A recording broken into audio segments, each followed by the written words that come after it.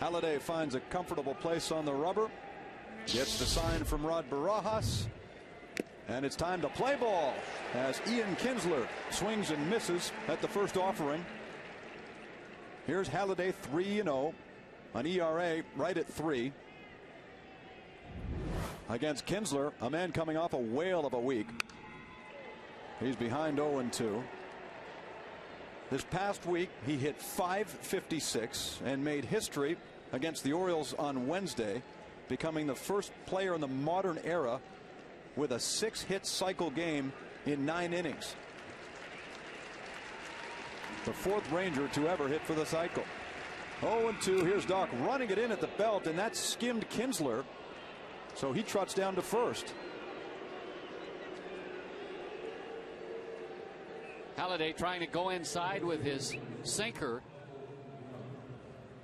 to either finish Kinsler off or set up the next pitch, and it gets away from him just a little bit, and it looks like it just catches the jersey of Ian Kinsler, but clearly he was hit by the pitch. 6 for 6 on Wednesday against the Orioles. And Kinsler said he got the toughest part of it done near the end, the triple that completed the cycle. As Michael Young steps in, batting second and playing third base. Young last year was a Gold Glove Award winner at short, but he's been asked to move over. Strike one from Halliday. For the second time in his career, of course, was a second baseman, moved over to short, and now has been moved over to third, or accepted that move, as you mentioned, Jamie. You have to give him a lot of credit for being willing to make the changes when the ball club feels it's necessary. 1 ball and 1 strike. There's strike 2. Young on Sunday hit his first ever walk-off home run to defeat the Kansas City Royals. He got it against Kyle Farnsworth, who's having an awful start to the season for the Royals. Young, a very good hitter, though. Facing a 1-2 count. Nobody out. Kinsler at first base. Swung on and missed, and he's gone. The doctor carves up Young for the first out. It's a good cut fastball. And you can see it looks as if Young is a little bit out in front of it.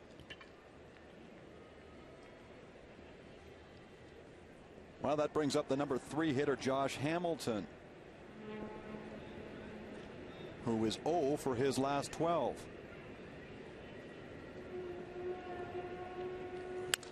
He gets jammed and fouls it away. In fact, Rance, Hamilton in his last 16 at-bats with just 1 hit and 10 strikeouts. But as he pointed out after a very good year last year, quote, nobody's giving me good pitches to hit. And to make matters worse, I'm swinging at them anyway. And that's probably the key, is he's not staying patient and waiting for something that he can handle. And when you get a little impatient at the plate, you start chasing pitches because maybe he's pressing a little bit. That last pitch, or first pitch from Halliday to him, was a cut fastball that was well in off the plate on his hands, and he was swinging at it. Grounds that one toward Hill. And he goes to first because Kinsler has good speed and was already close to second. So a fielder's choice. Hamilton is gone on the 4-3, and Kinsler advances to second. Another cut fastball in his hands that really ties him up. Hill thought about going to second, but made the right choice, getting the force out at first base. And the man that's walking to the plate in his career, 11 for 33 with 2 doubles and 2 home runs against Halliday. Hank Blaylock, the DH, kind of a man without a position these days. And there's that good breaking ball from Halliday, and he starts ahead of Blaylock 0-1.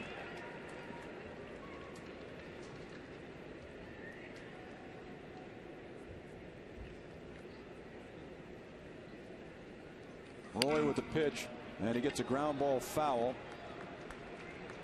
No balls, 2 strikes. Doc on Thursday had no trouble with the Minnesota Twins. He went 7 innings, gave up just 1 earned run, struck out 8. and had a most impressive fifth inning. We'll touch on that during the broadcast. Kinsler up at second here in the first inning. Blaylock, the hitter, 0-2. Here comes, and he runs it in on him. And another foul ball.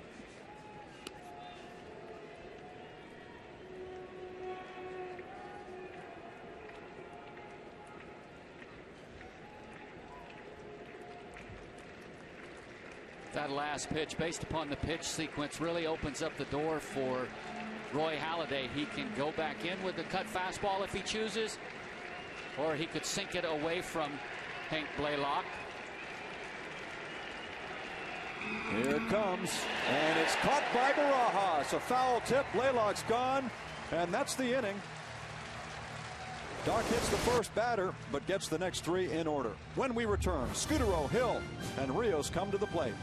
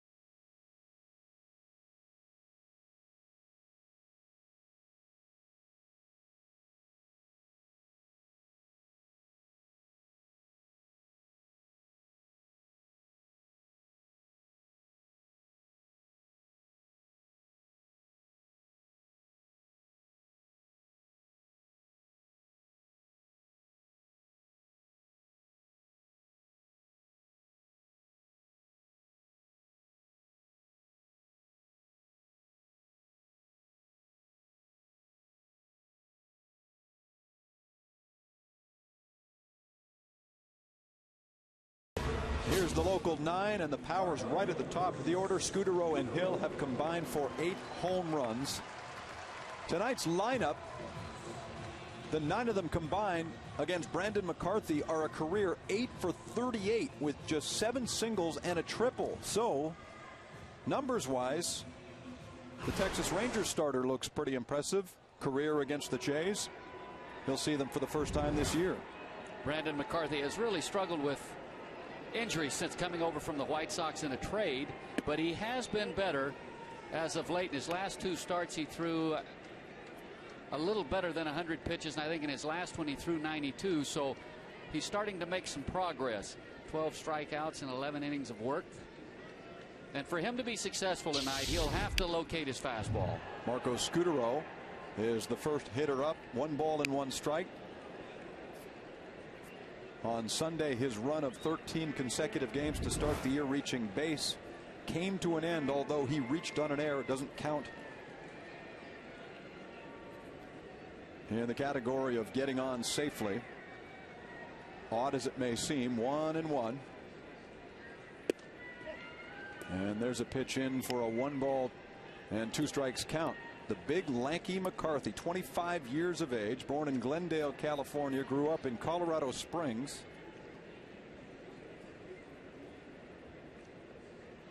Elbow trouble limited him to just 5 starts all of last year. Got the big breaking ball outside, 2-2.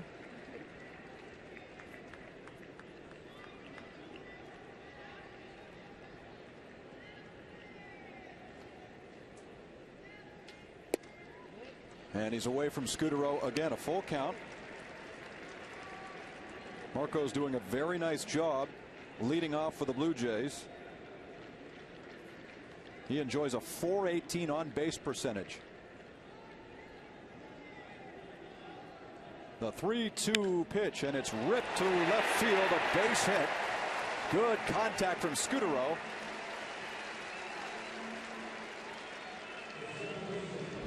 when a hitter is in a groove and you get behind 3-2, knows he's going to get a fastball leading off the ball game, he's more than likely going to hit it hard, and that one was scorched into left field by Marco SCUTARO.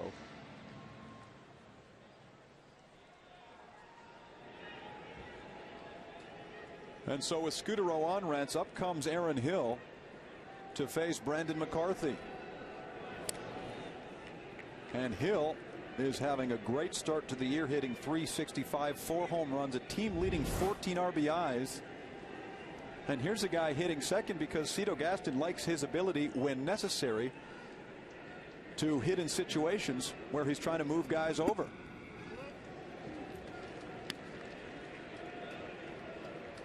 Aaron Hill, no doubt, handles the bat very well. You can hit and run with him if you choose to do so. But as you mentioned, Jamie, has the ability with that runner at second base and nobody out to hit that ball to the right side and either move that runner over and on occasion drive him in.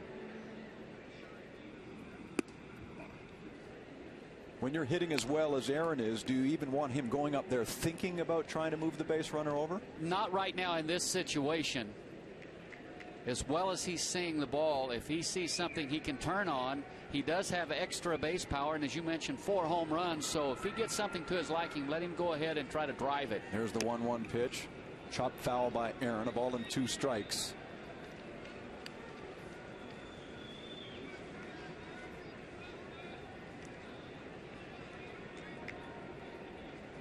Aaron has hit safely in the last 5.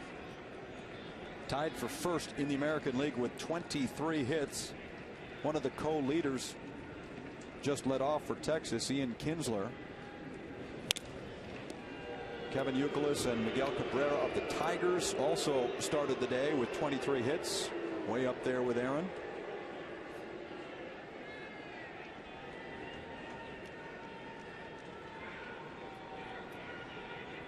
SCUTARO a short lead. Here's the pitch way up high to Hill, and that sends him down to the dirt.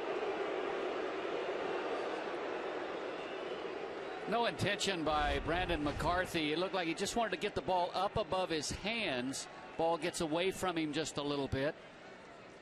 And Aaron Hill has to hit the deck to get out of the way. But would not be surprised if he follows that, Brandon McCarthy, with his good overhand curveball. There goes SCUTARO, and the ball is lifted to right field. SCUTARO knows this now. CRUZ is there, and he's into the stands. He comes up with it. Whoa, what a grab by the right fielder.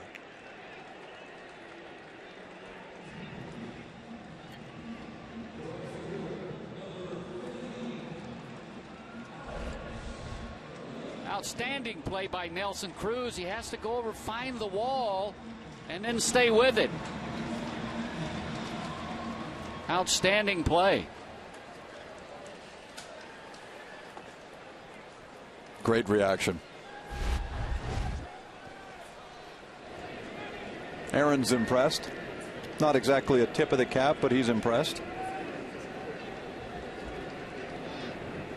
So with 1 man on, 1 man out, here's Alex Rios. I thought it was more of like, you've got to be kidding me. Popped into shallow center field, and comes Hamilton. Rios is gone.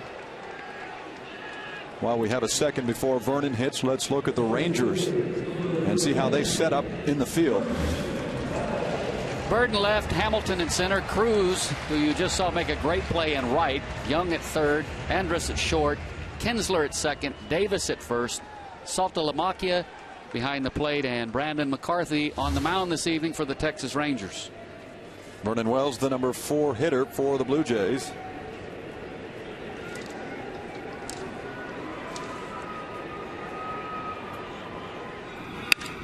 And he swings at the first offering, flying it into right center field. CRUZ is there, and the inning is over. A leadoff single, nothing more.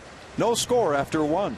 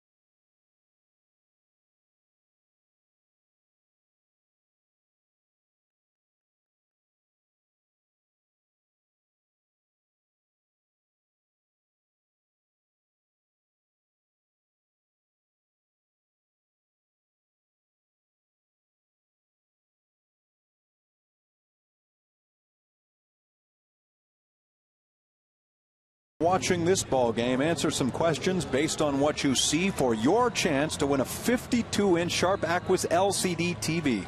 Here's how you do it. Log on right now to sportsnet.ca/baseball game and launch it.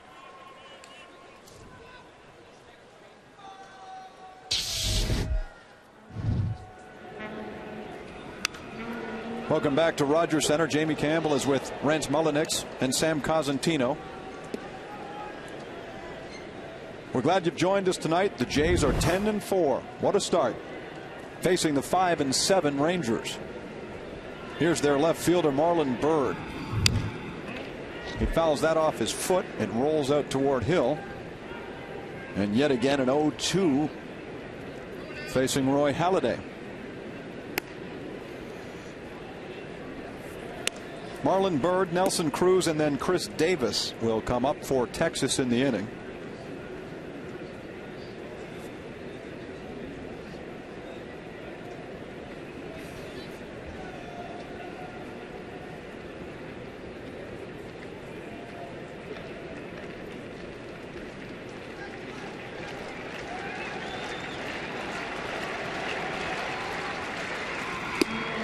One and two. Marlon Byrd, since coming over to the Rangers, has really resurrected his career. In 07, he hit .307, and last year .298. Very solid numbers.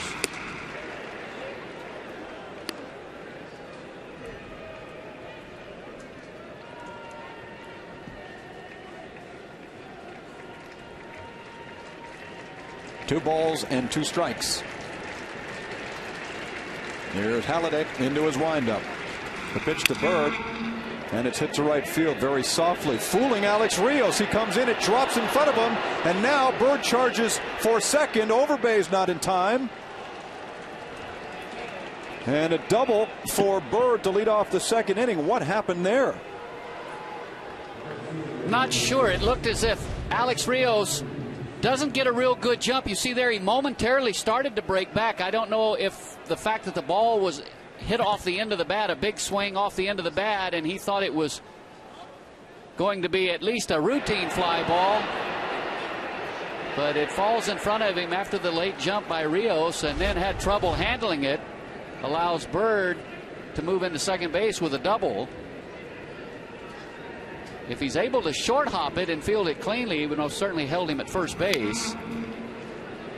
Here's Nelson Cruz attempting to lay down a bunt. Cruz leads this club with 5 home runs.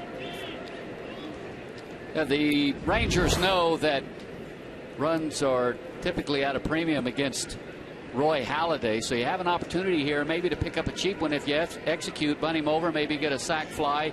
Figuring also the Jays would probably early in the game play the infield back with the runner at third and 1 out. This ball is hit well to left field. Snyder turns and it's gone. Just like that, it's 2-0 Texas. 6 home runs on the year for Cruz.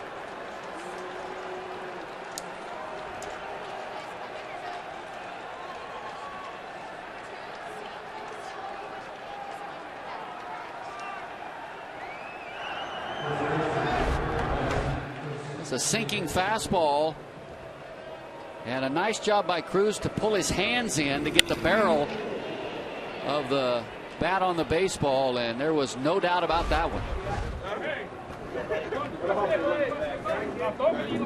What a start for Nelson Cruz. And now Chris Davis is up.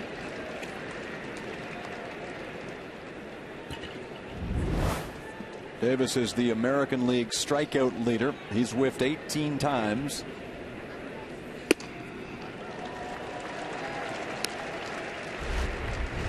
You mentioned Cruz pulling his hands in. This is a great look at it here. You see he really pulls them in against his body.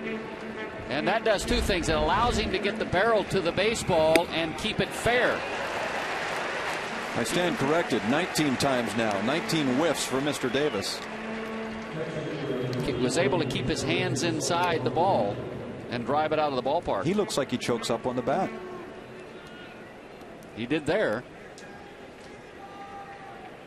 One gone now for the catcher. as Jared Saltalamacchia steps in. Hitting just $176, 2-0 for the Rangers on their league-leading 25th home run. A 2-run shot after Bird had doubled. There you see the longest surname in Major League history. Every time I see that name, Saltalamacchia, I think of Al Lamacchia, a longtime scout for many, many years in baseball, and here with the Jays during their glory or championship years. I think of former record holders in that category like Todd Hollinsworth and Bill Knickerbocker. Here's the 0-2 pitch to Saltalamacchia. You can't get the name out before he's struck out, as Doc appears a little locked in after giving up that home run to CRUZ. Good overhand curveball, and Saltalamacchia is well out in front of it and swings right over the top of it.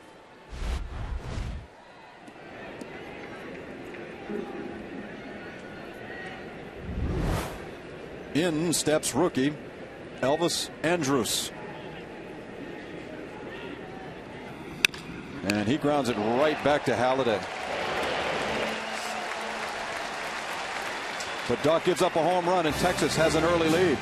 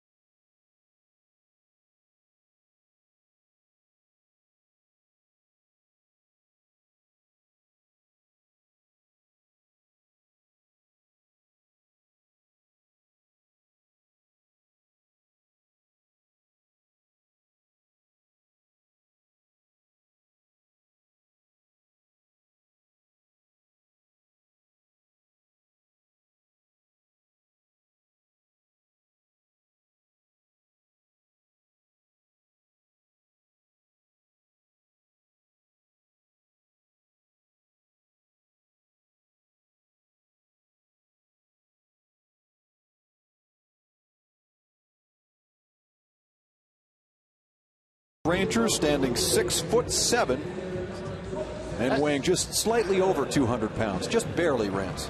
A fastball in the low 90s, curveball, and a good change.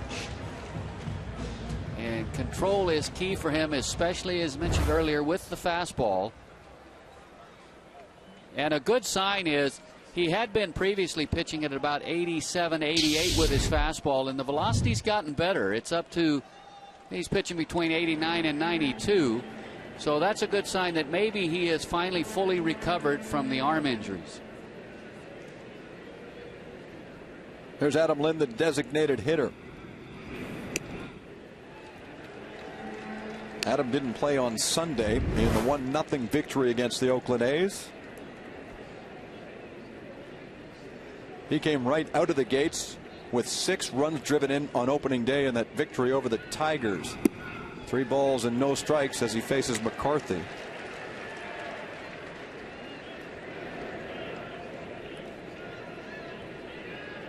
Let's see if the Blue Jays can get those runs back here in the second inning. Lynn's taking all the way, 3-1.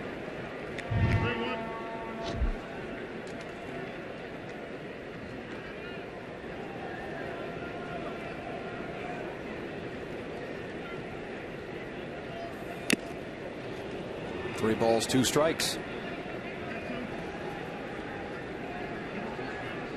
McCarthy was acquired from the White Sox for 2 pitchers, John Danks and Nick Massett. Danks has certainly worked out. Here's the payoff. In on the fist. Kinsler is there. Lind is gone. And there's one away. Well, the next time the Blue Jays are messing with the recession, a promotion presented by the Toronto Star, Tuesday, June the 2nd, when the Los Angeles Angels are in town. You can get discounted tickets, $1 hot dogs. So for more information, please visit your local Rogers Plus location or check out BlueJays.com.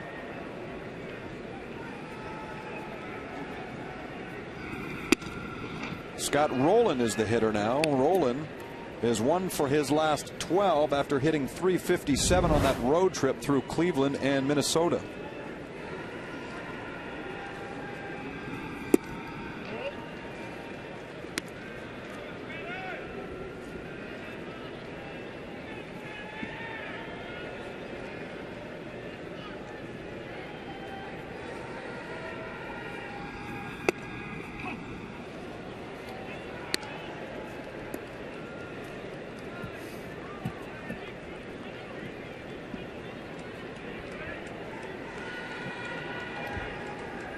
One ball and 2 strikes. McCarthy deals outside. 2-2. Scott Rowland is, for a guy that typically is be considered a power hitter, good extra base type hitter, big strong man. When he gets 2 strikes, he will choke up a little bit. He hits this well to right field. Nelson Cruz on the run, and he catches up to it.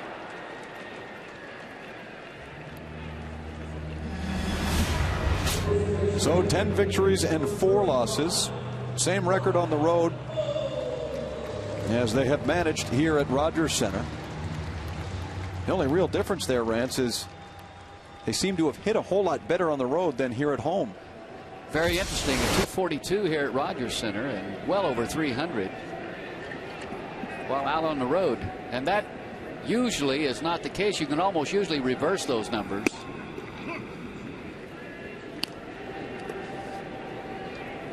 Lyle Overbay has had himself a good weekend. He provided the game-winning RBIs in both victories on Saturday and Sunday against Oakland. He hit that walk-off home run off Dan Geis on Saturday, and then knocked in the only run of the game on Sunday with a 1-out single in the 2nd inning against Dallas Braden. And he hits this ball well to right field. Overbay stops at first, a 2-out base hit. And that will give Rod Barajas a chance to face his old club. A changeup from McCarthy, but watch Overbay's hands stay back, and he hits the ball off the end of the bat a little bit. And Cruz with a very nice job to hustle over, cut it off, and watch this throw. He shows a very strong throwing arm, holding Lyle Overbay to a long single. Here's Barajas now. That's up high, 1-0.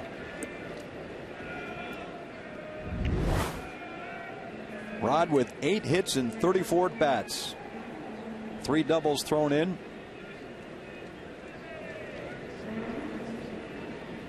Two gone. Man on first is Overbay. And this one smacked to center field. Josh Hamilton on the run.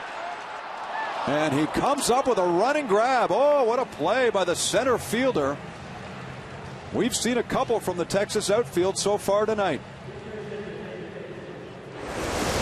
Hamilton is due up third when we continue on Rogers Sportsnet.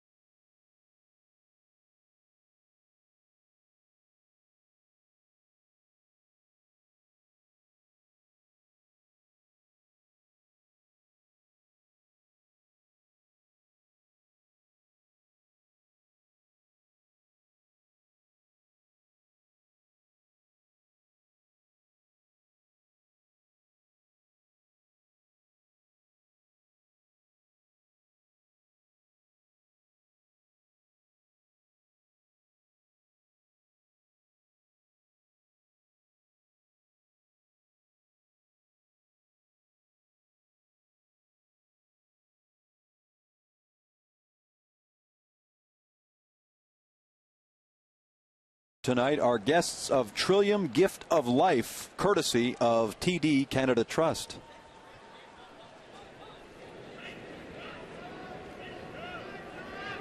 We begin the third inning with the top of the order for the Texas Rangers. Roy Halladay facing Ian Kinsler. I'm Jamie Campbell with Rance Mullenix and Sam Cosentino, sending out a belated 90th birthday wish tonight to Alice Greer, watching in Ingersoll, Ontario.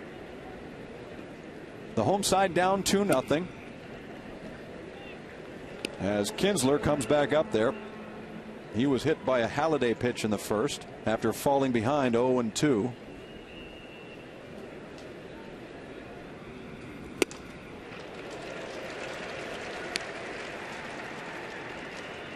Ian was having an MVP type season last year when he was felled by a hernia in late August. Did not play the rest of the year. Still finished with a .319 average. 18 home runs, 71 RBIs, and 26 stolen bases.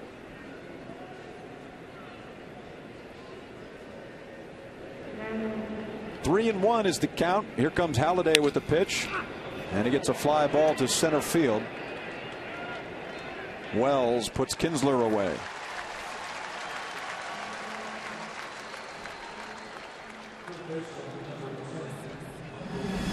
He may be behind in this game, but he's not behind in this ballpark very often. In his last 25 starts, 19-4. That is impressive, considering 25 starts. It just means 2 no decisions. That's how well he has pitched, and averaged almost 8 innings of work per start. Just phenomenal numbers.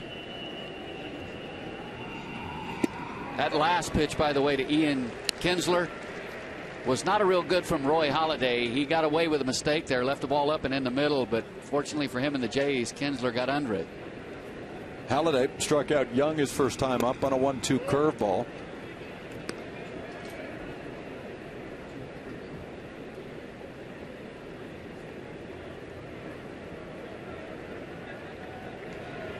One and one. They appeal to first, and there's Doug Eddings. He got a good look. Young did not go around, and that picture tells you something. Halladay is not impressed. No, well, I think Halladay thought that the pitch was a strike anyway, that it caught the outside corner. That's drilled foul, 2-2. See Michael Young there quickly firing that bat down, realizing his broke, hit that ball, last ball off the end of his bat. Appeared like he was a little frustrated, like that might have been one of his favorite gamers, and now it's broken. Let's see what the new one can do on 2-2.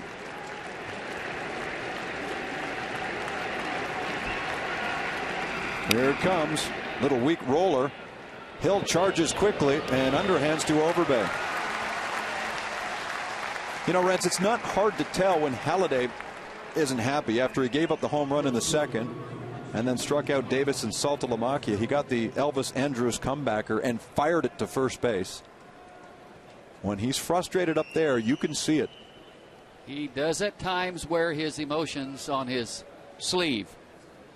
Really, in all fairness to Roy Halladay, I thought the pitch that CRUZ hit out of the ballpark wasn't really a bad one. He might have wanted it maybe in just a little bit more, but he did a great job of adjusting. This ball slashed to left field. Snyder's over there, and it's just foul. That ball just touched to the left of the foul line.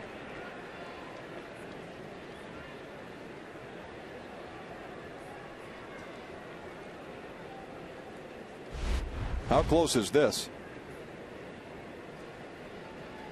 Too close for Halladay's liking. Of course, had it gone fair, it would have bounced into the stands for a ground rule double. 0-1 on Hamilton. Got him swinging there. 0-2. In his first at bat, he cut the ball on his hands twice. At this at bat, he has ran it away from him.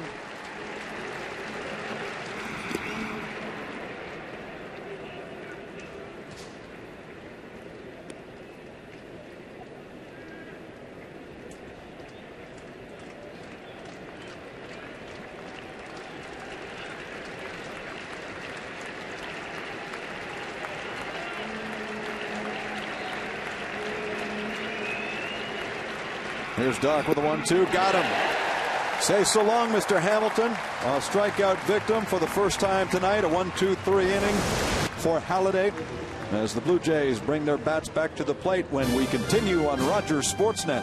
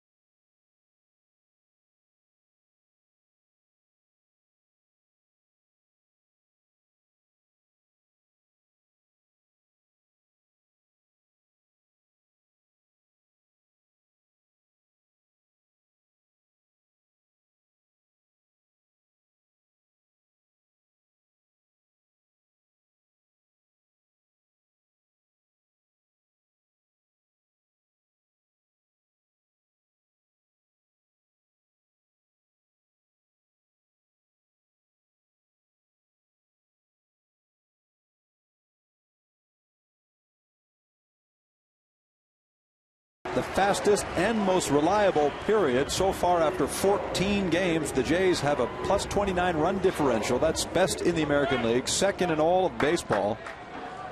And might seem like a lot after 14 games, but keep in mind the Blue Jays have won a 9-2 game. They won a 12-2 game. They won 12-5 on opening day, so they have piled on a couple of teams so far. And they've had help from people like Travis Snyder, who's hitting 9th and hitting .290 on the year. 3 home runs in the early going for Snyder. Facing Brandon McCarthy. This ball hit the other way. Bird was deep, and that drops in front of him and gets away from him. And now Snyder heads for third base and thinks otherwise. So he stops at second with a double. A little looper out to left, very similar to the one Bird had in right field in the second inning. Travis Snyder hits the ball right off the end of the bat, and I think because of that, it had some funny spin on it, and when it hits the ground right in front of Bird, you can see right away it kicks away from him to his left. And I think a smart move by Travis Snyder to shut it down at second base. He's already in scoring position. It was going to be very close at third.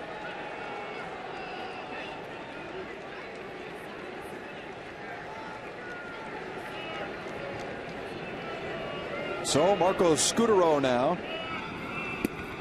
Here are the Blue Jays trying to get the runs back for Halladay. They trail it 2-0 in the bottom of the third. Scutaro 1 for 1. He singled sharply to left field when facing McCarthy in the first inning. Marco with 10 RBIs from the leadoff position this year and 4 home runs. A 1-0 pitch, McCarthy breaking ball down 2-0.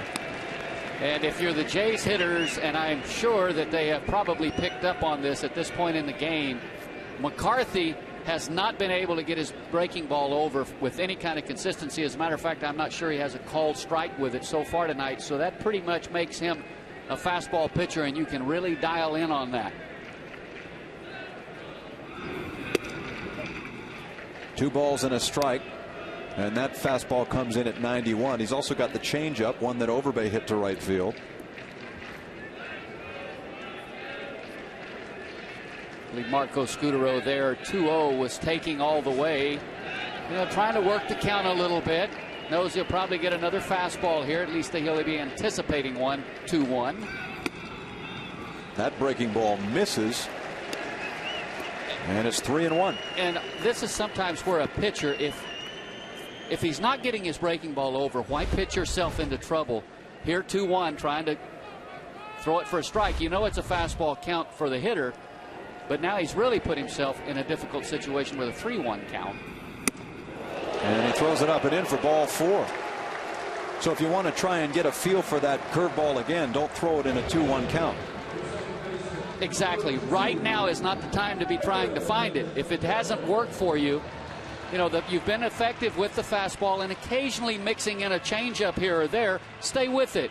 And most certainly the last thing he wanted to do in this situation is walk Marco Scutaro. Because it leads to the situation we see now, 1st and 2nd for the Jays. Aaron Hill, the number 2 hitter, hitting .359, is up now to face McCarthy. And he hits it to right field, a line shot. CRUZ is back, and Snyder tags from second and goes to third. So at the very least, Hill gets the job done in moving the runner over from second.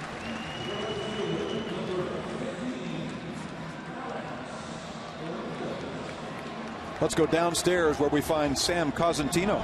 Well, Jamie, you look at that play by CRUZ, the one he made in the first inning, and the catch made by Hamilton in the second inning. Texas is a team that led all of baseball with 132 errors last year. That's something they wanted to address in the off season. So far, it's seemingly worked out, especially in the outfield defense. They've actually gone 5 games without making one, which is a pretty good stretch for the Rangers. 1 gone, and Alex Rios takes ball 1. Rios flied out to center field first time up, hitting just .203. And Rios has to anticipate that at some point in this at bat, he's going to get a fastball to hit. He fouls that one back.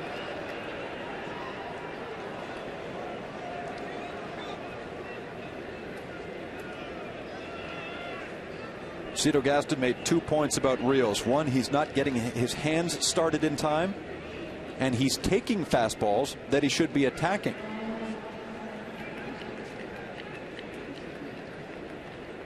One and one.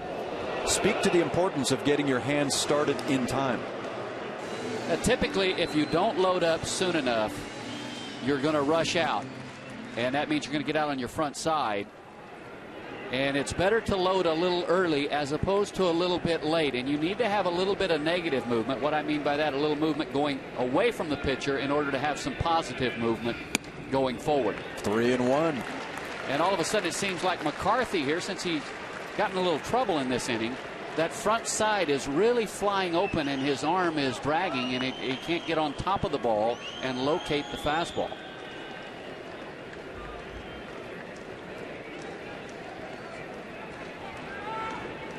Vernon Wells is on deck as McCarthy steps off. This really the first sign of trouble for the big right-hander tonight. 1st and 3rd for the Blue Jays, trailing 2-0. McCarthy set and fakes to 3rd and then to 1st.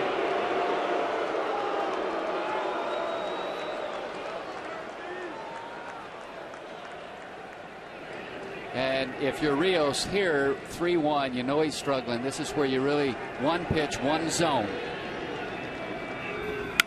That might be it, but he sends it deep to center field. Here's Hamilton on the way back. It's over his head, and it is off the wall. And it squirts away from Bird. In comes Snyder. And Scutaro is held at 3rd. So a double for Rios. And maybe that one gets him out of his funk. Well, he got his hands started in time on this last pitch. He gets him a fastball that he can handle, and he drives it deep. Got under it just a little bit, but because of his power is able to hit it up against the wall. I think he initially thought that this ball was going to be caught. And a great effort by the center fielder Hamilton, almost with another great play. Nice job by CRUZ to back this up, prevent Scutaro from scoring. I think if there's 2 outs, maybe third base coach Nick Leyva sends Marco Scutaro, but just one, not going to run yourself out of the inning with the last out at the plate and Wells coming to bat. Here's Vernon. McCarthy the pitch, strike 1. Rios picks up his 7th RBI of the year. and his 4th double of the season. Vernon with 2 in scoring position. And he sends this one in the air deep to right field.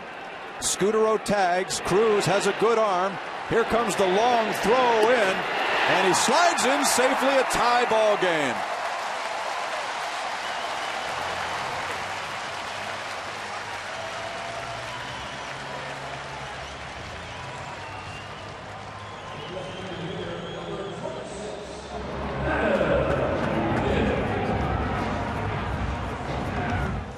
CRUZ did a nice job of getting behind this baseball and getting all of his momentum going towards the plate so he could make a very strong throw. That's textbook, but the throw's just a little bit up the third base line, and that's the difference. If that throw's right on the plate, SCUTARO would have been out, but the throw took the catcher up the line. Wave and a miss from Adam Lynn. He's the victim there. Brandon McCarthy's first pitch.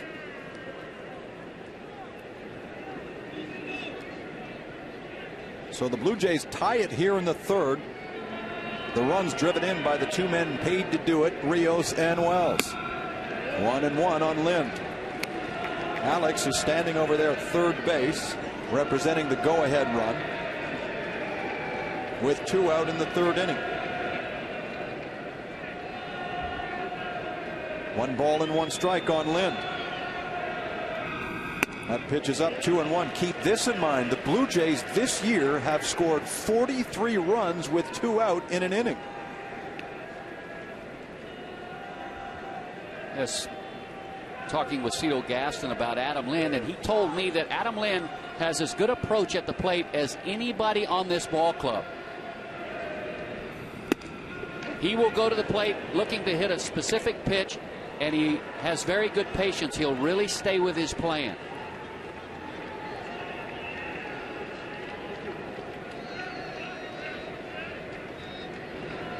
Two and 2 now.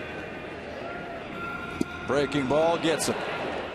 That's it for the Jays in the 3rd, but they get 2, tie it at 2. You're watching Blue Jays baseball on Rogers Sportsnet.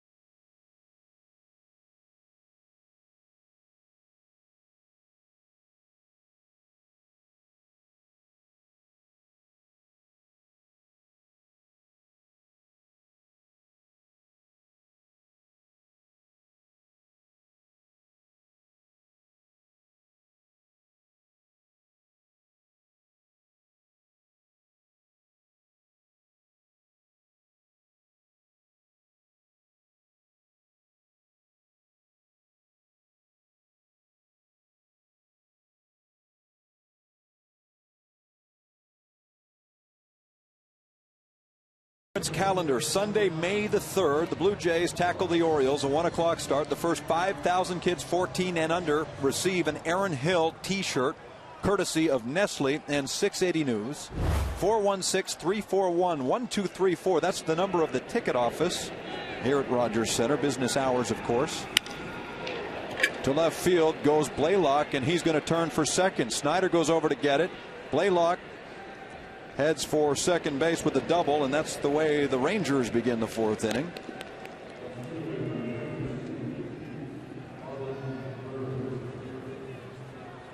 Just a very nice job of hitting by Hank Blaylock. Fastball running away from him, and he stays on it beautifully, driving it down into the left field corner.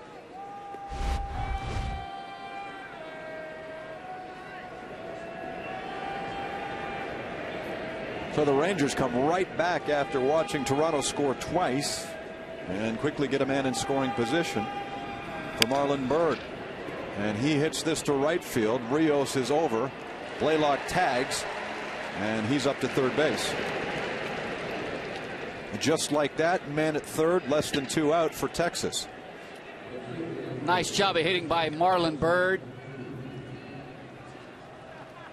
Keeps his hands inside this pitch. Roy Halladay was trying to run it in on his hands to prevent him from hitting that ball to the right side, but nice job getting a pitch.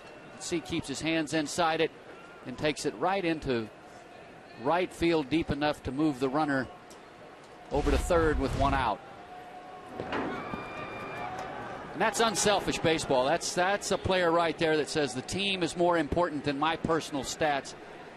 Give Marlon Byrd a lot of credit. Back comes Nelson Cruz, who has his 6th home run of the year in this game. That came in the 2nd inning with Byrd at second.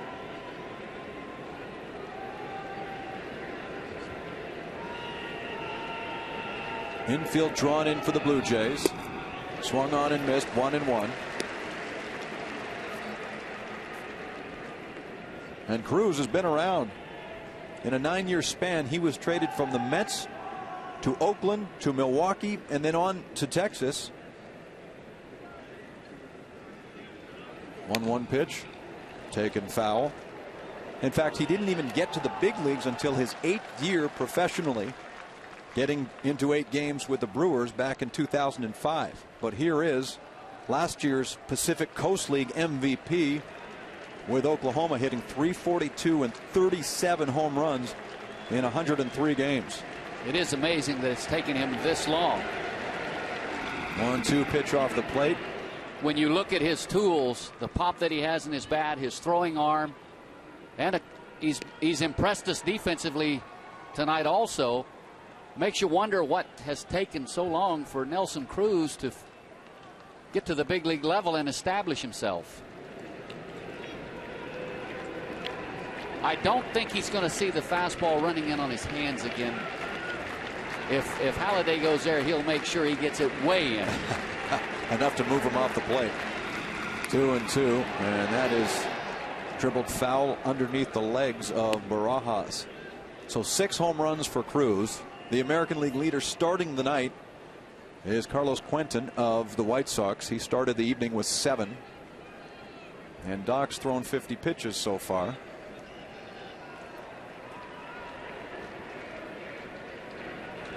Top of the 4th inning. Hank Blaylock is at third base. While Halladay and Barajas chat, let's get a note from Sam Cosentino. Well, Jamie, I found it interesting during Jays Connected today. I had a chat with Rod Barajas about Halladay, and he said he's not really at the point where he's at midseason form yet. He says he feels he's still improving, and I think the performance here tonight with Texas swinging the bats early might be indicative of that. 4th start of the year for Halladay. 2-2 on Cruz. Got him. Say so long. Halladay spots the curveball, and there are 2 away. Cruz got really 1 fastball to hit in this at bat, and he fouled it off to go strike 2. And after that, it was nothing but this right here, that good overhand curveball. And Halladay has a good one tonight. And now a chance to get out of this inning with no damage done. And he's doing what he doesn't necessarily like to do. He's rigging guys up. That's already his 6th strikeout of the game as he faces Chris Davis, who loops it into left field, and the Rangers regain the lead. Halladay jams Davis, but he still finds a way of getting the base hit and driving in Blaylock.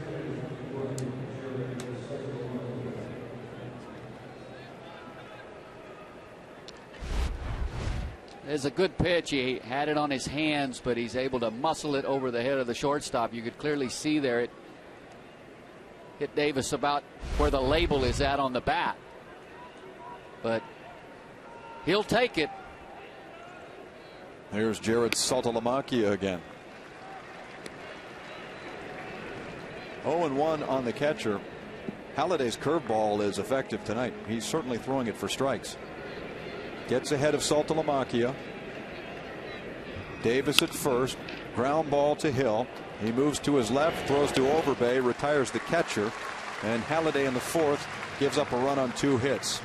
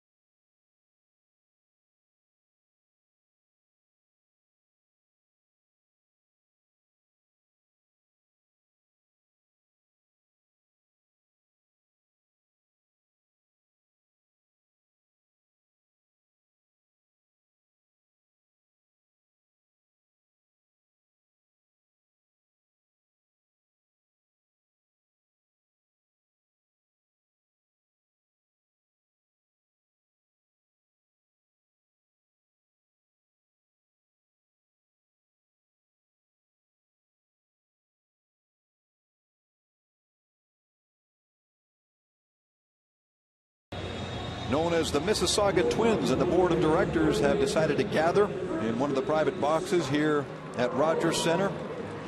Among the men in the box, Elliot Kerr, and our vice president of production, Rick Briggs-Jude, is there as well. Doug Kelcher, Paul Markle, some names many will remember. I love when the guys just notice they're on TV. So good luck to the Mississauga Twins, the latest entry in inter-county baseball. Here it's the Texas Rangers and the Toronto Blue Jays. Texas on top 3-2 in game 1 of a 3-game series. Jamie Campbell is with Rance Mullenix and Sam Cosentino. Brandon McCarthy pitching with the lead. He gave up a pair of runs on 2 hits in the 3rd inning. Scott Rowland is 0 for 1.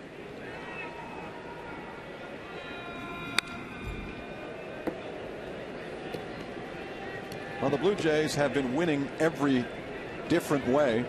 In their last outing Sunday, they won a 1-0 squeaker with just 5 singles. That's all it took. They got some great pitching from Ricky Romero, Scott Downs, and B.J. Ryan, too.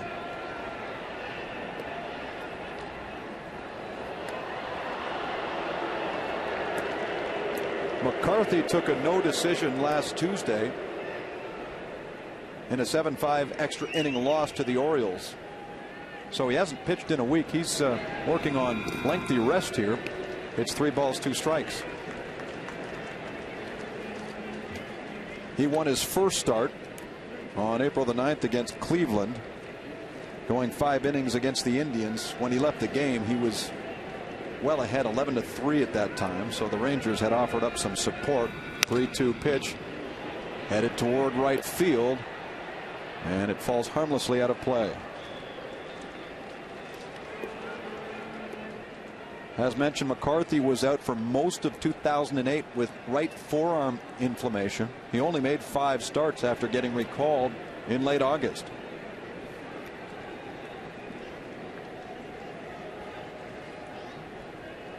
Getting a workout here against Rowland, and this one's popped up. Kinsler is set to take it and does. 1 gone. Well, keep this one in mind, Blue Jay fans. If you're out of the country and can't catch the Jays on Sportsnet, you can always see them live on your computer with MLB.tv. It's the ultimate baseball experience, featuring 100 out-of-market games live on your computer every week. So for details, please look at BlueJays.com, where baseball is always on.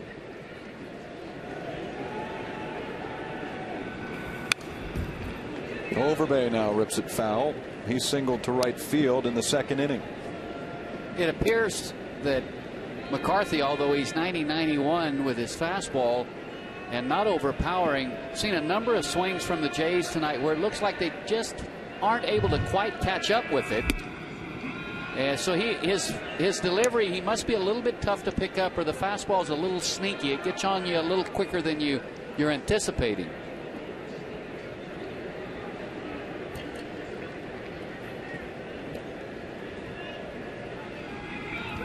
Breaking ball hit to center field. Hamilton in a dead sprint towards the wall, and this gets over his head and bounces back over it again. Overbay with a double. He's 2 for 2.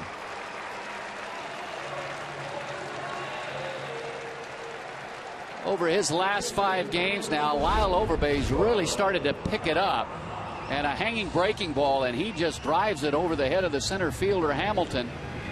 Great shot here. If Hamilton turns to his right, I think he makes the play. He turns to his left, and you could see that route. He got a little bit of a loop in it, or a little bit of a banana route, as the players like to call it, and I think that is the reason he couldn't catch up with the baseball. But it was going to be a tough play. 0-1 now on Barajas, who was robbed by Hamilton in the second. Rod hit a deep fly ball that Hamilton caught on the run. 1 gone. There's Overbay in scoring position. Here's the pitch, and Rod holds up. 1 ball and 1 strike. He has not gotten his breaking ball over consistently for strikes. No, his changeup, especially in the last inning, he got a couple of big outs with it. But here, the one he's thrown for a strike was hit over the center fielder's head for extra bases by Overbay. And on the 1-1, Barajas sends it into the seats.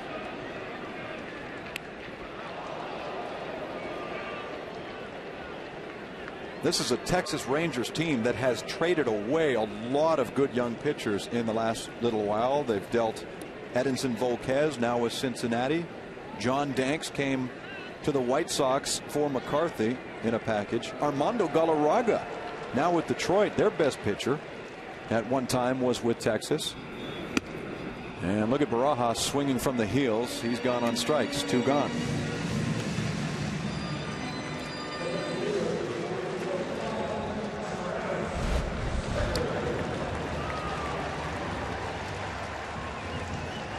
A curveball that it looks like it has Barajas just a little fooled. He tried to let it travel.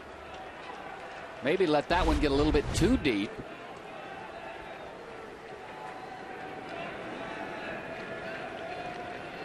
Well, here's Travis Snyder, and he shoots it toward Kinsler, who backhands the ball, throws at Snyder, and leaves Overbay on base. End of 4 here in Toronto. 3-2 Texas. You're watching Blue Jays baseball on Rogers Sportsnet.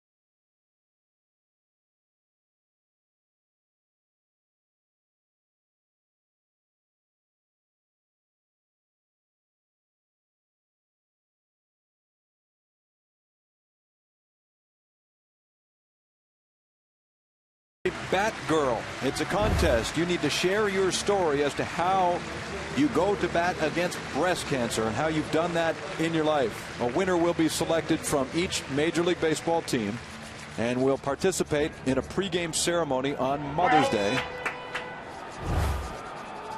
So if you'd like more information, check this website, bluejays.com/contests. What a contest here. It's the Jays and the Rangers on a Tuesday night in Toronto. And we're glad that you've joined us. This is Jamie Campbell with Rance Mullenix and Sam Cosentino.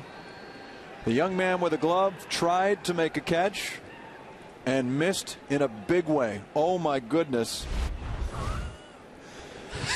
Fortunately, he wasn't seriously injured, but wow. Well, we don't know that. I don't think so. If I was one of his buddies, I go, what on earth did you bother bringing the glove for? Is it complete? It's useless.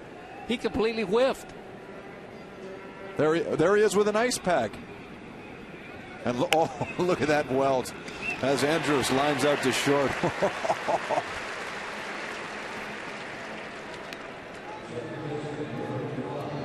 Wow. My goodness. Okay, so you bring the glove. I mean, he botched that entirely. He didn't even draw leather. Well, fortunately, he can laugh about it. That's a good sign. And really, Rance, we shouldn't be laughing, because anytime a ball comes up to the broadcast booth, I mean, you and I duck out of the way. I've already had to deal with a couple of scrapes on the hands just trying to get at those things. But nothing like that. Back comes Ian Kinsler in the top of the 5th inning.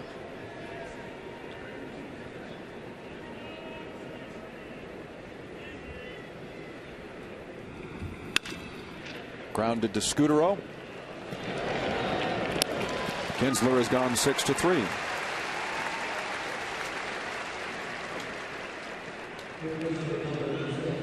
Well, the Blue Jays are in first place on the 21st of April for only the second time this decade. Back in 01, they were tied with the Boston Red Sox on this date with a 12-5 record. Entering the night, the Blue Jays were 2.5 clear of both the Red Sox and the Yankees. As Michael Young steps in, wave and a miss, 0-1. Notice that Roy Halladay, when he's pitching to Michael Young, primarily tries to keep everything away from him out there on that outer third.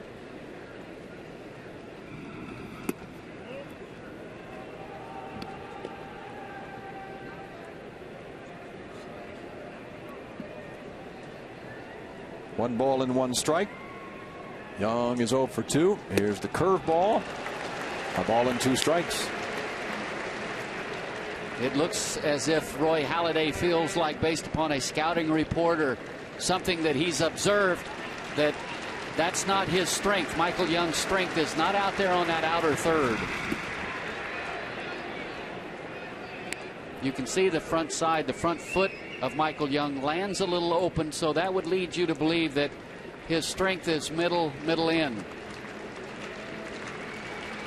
Halladay already has 6 strikeouts tonight. 2-2 on Young. Here comes the pitch, and he got him. Make it 7. Takes care of the side here in the 5th inning.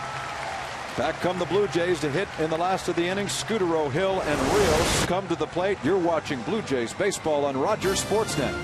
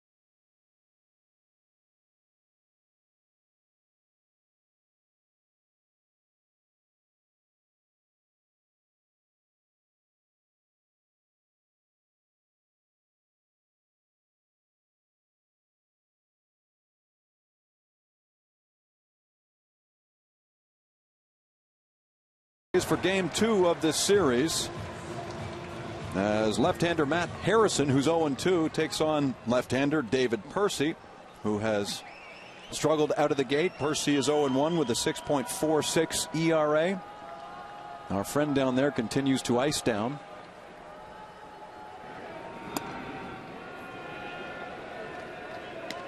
Perhaps he'll think about watching tomorrow's game from home. In the bottom of the 5th, SCUTARO, Hill, and Rios to face Brandon McCarthy. Marco takes a strike. It's 1-1.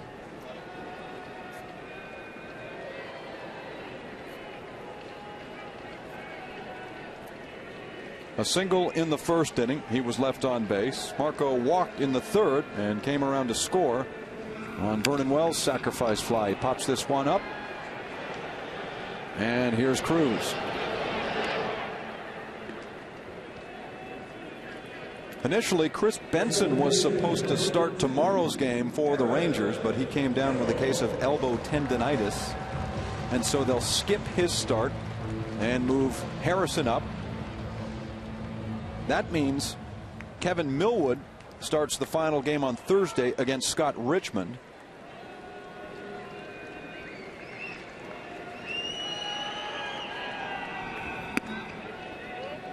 Millwood initially wasn't even supposed to pitch in this series.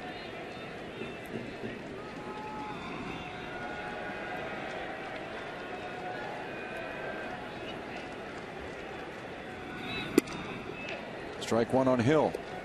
A good idea by Aaron Hill, the third baseman, playing well back. Michael Young not respecting the bunt at all. And if Aaron gets it down the line, he had an easy base hit, pulls it back, thought the pitch was down. He hits this ball high and deep to left field. Marlon Byrd is back there, turning and watching it go. Home run, Aaron Hill.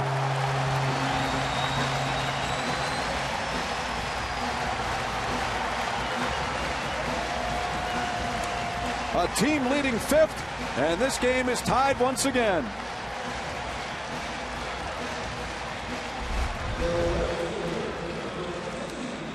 Looks like a hanging breaking ball, and Aaron Hill just unloads on it, and there was no doubt when he hit it.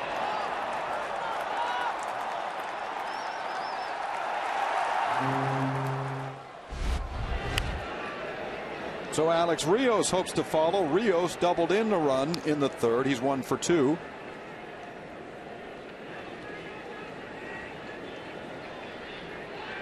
I'm not sure Aaron Hill himself would have predicted 5 home runs by the 21st of April. Now, oftentimes back home in Visalia, people ask me about Aaron Hill and how good is he? And I keep telling them that this guy's a real player. He is legit. 1-1 to Rios. If he keeps that up, Branch, they might move him down in the order. I say that in jest, but you never know. 2 years ago, when he was healthy the entire season, 17 home runs, and I forget 45 some odd doubles. So he has a lot of pop in his bat. This ball lined to right field, and it looks like CRUZ might have caught the lights for a short time. So that's the 2nd out. In fact, that year Hill had 17. He really should have had 19 home runs, but in a series in Kansas City on consecutive days, Joey Gathright climbed the wall and pulled them back. Anybody watching in 2007 might have remembered Gathright against Hill. Now Vernon dribbles the ball to short. The rookie Andrews throws him out. And that's the 5th inning, but the Blue Jays have come back to tie. It's a 3-3 ball game thanks to this from Aaron Hill.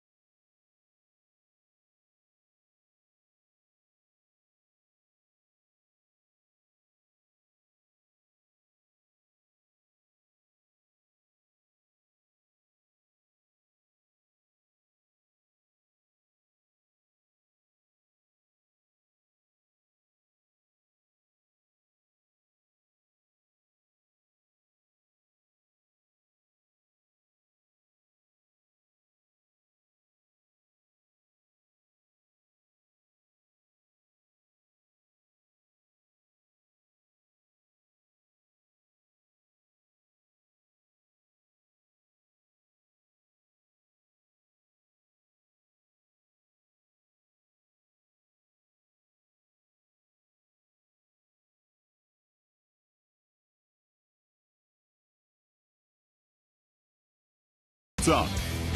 Log on to BlueJays.com for your chance to win an all-expense-paid trip to see the Jays in comfort. TD Canada Trust, putting you in the comfort zone. We are back underway at Rogers Center as Josh Hamilton is in to face Roy Halladay through 5 innings. Texas has 3 runs on 4 hits. The Blue Jays with 3 runs on 6 hits. The latest, a home run by Aaron Hill, ties the game in the bottom of the 5th. So to the top of the 6th we go. And here's Hamilton. What a show he put on at the All-Star game last year at Yankee Stadium. Hitting 28 home runs in the first round, at one point 13 in a row. He had a 71-year-old batting practice pitcher throwing to him, a guy who had been a volunteer coach in his hometown of Cary, North Carolina, by the name of Clay Counsell, and still lost the Derby in the final round to Justin Morneau. He rolls over that one. It's foul. He might have been so tired after all the previous swings that he ran out of gas. That's true. And you know, people say that he slowed down near the end, and from a power perspective, yes, 7 of his 32 home runs came in August and September, but he did hit .366 in the month of September. 2-2. Halladay runs that 2-seamer in. It's a 3-2 count. For me, the most amazing part of his story is the fact that he didn't play for 3 years, and to come back and play at this level is amazing. 3-2, and he shoots that up the middle. Here's Scutaro behind the bag at second, getting Hamilton by a couple of steps, and a very dangerous hitter is retired. Hamilton is 0 for 3. How about the defense here? That's just the shift there on Hamilton. The ball was not hit hard. He broke his bat, but a nice play by Scutaro. Is it fair to say if they hadn't shifted, that's a single up the middle? Oh, no question. Easily. Hank Blaylock now is 1 for 2. He gets jammed, breaks the twig, and now, oh, we have a problem. Kerwin Danley is down. George Poulos is out very quickly. Snapped the bat, and Kerwin Danley took a nasty lick, and he went down right away.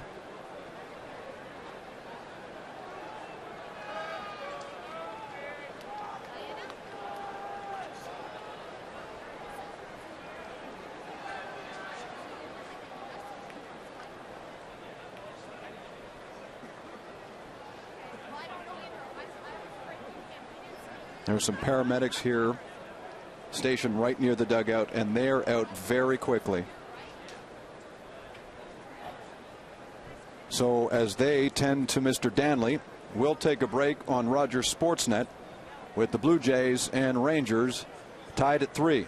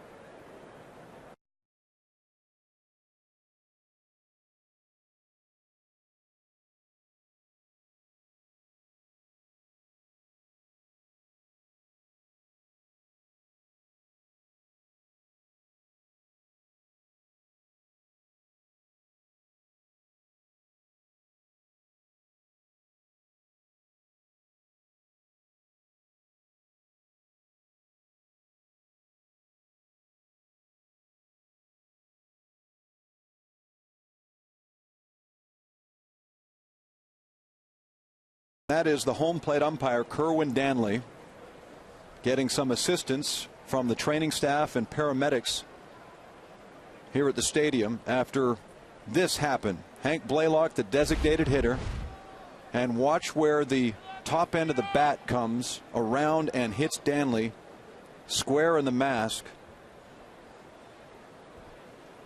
And if there's any good news here, it's that the sharp end of the bat didn't seem to penetrate skin or even get anywhere near his head. But, you know, so much has been made, Rance, over the last couple of years about the number of bats that are breaking in big league baseball. And at some point, the great fear was that somebody is going to get hurt very seriously. And though we don't know the extent of Mr. Danley's injuries, clearly this is serious. Well, there's no doubt about that. And, you know, the force of a swing and that barrel flying off after the bat had broken, I mean, it hit him with a tremendous amount of force.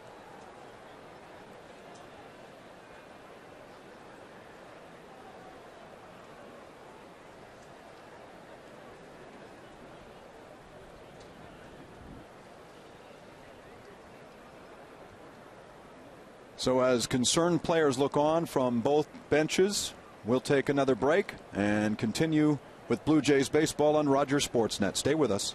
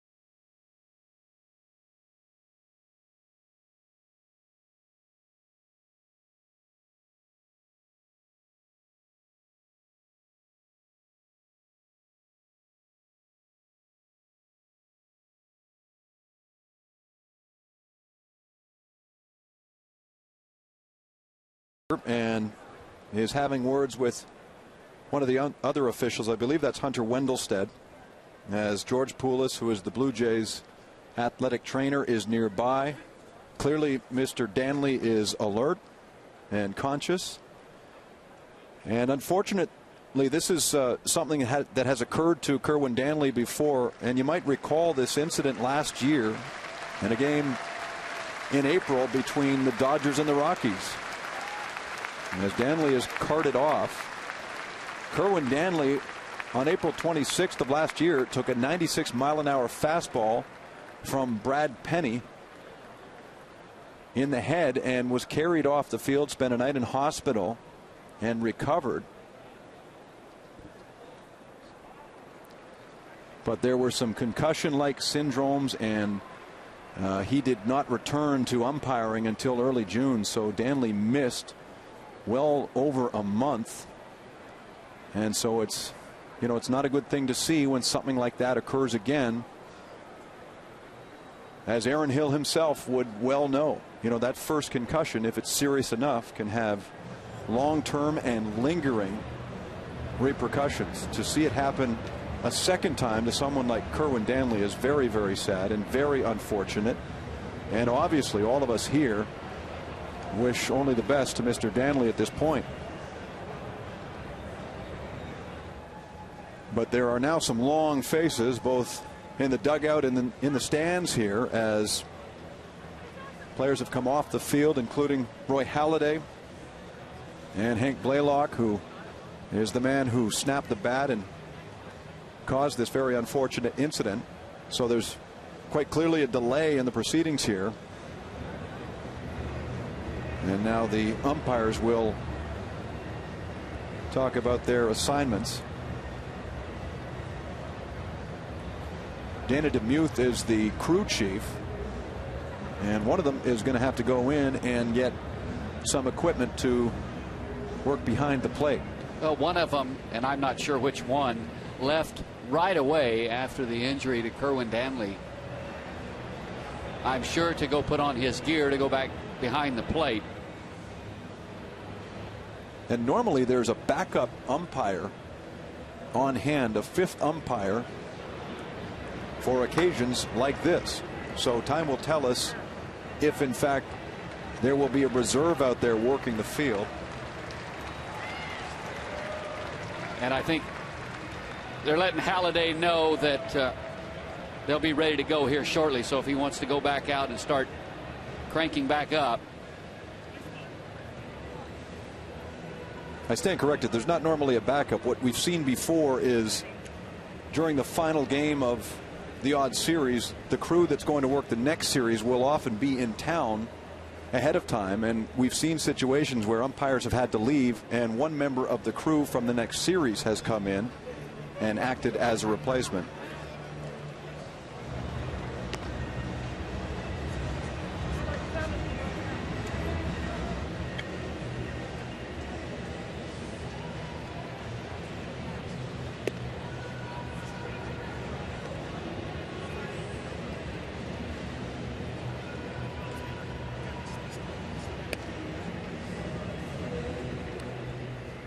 Let's go downstairs and get a word now from Sam Cosentino. Well, Jamie, in this situation with the three umpire system, it requires a little more signaling between batters. But this is not an unfamiliar situation. Oftentimes during the course of spring training, three umpires are used. So it's a situation that they're used to calling games in this manner. But what you will see if you watch between pitches, especially with runners on base, that three umpires will send signs to each other as to which bases each is to cover in the event that runners score, move around, doubles, triples, that sort of thing, where it might be possible that an umpire is out of position. Most oftentimes the base left vacated with runners on is first base, especially when it becomes an extra base situation. That way second, third, and home can all be covered off. And you know, if there's a missed call or two from here on in, I'm sure both fans and players will obviously forgive, because the umpiring crew is now one man short, and we're back underway with 2 out, sixth inning. Marlon Byrd takes a swat at the Halladay offering, 0-1.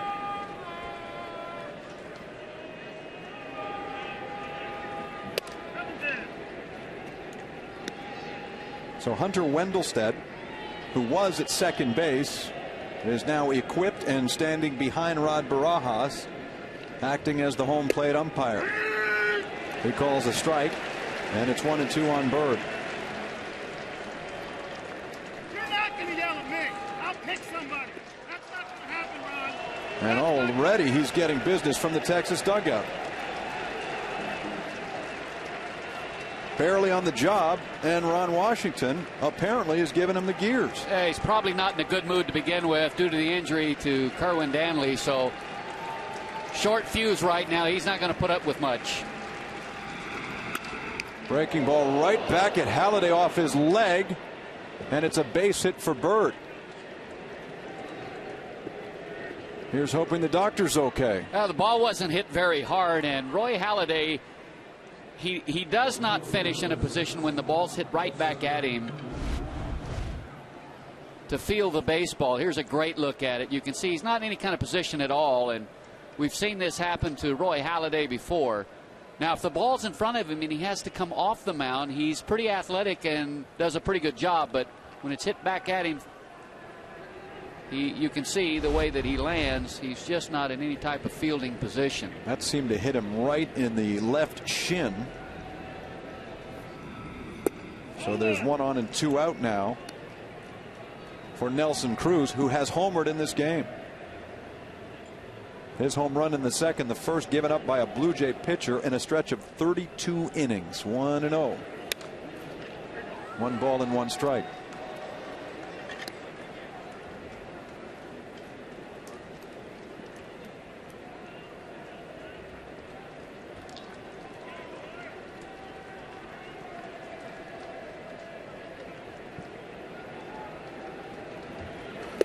Swing and a miss. A ball and 2 now. And ever since his first at bat in this game, CRUZ has seen nothing but either cut fastballs or breaking pitches on the outside third.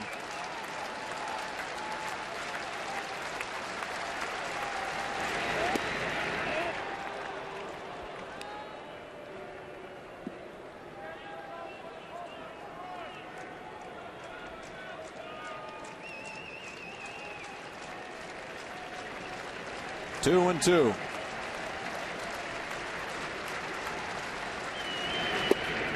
Off the plate, a full count now.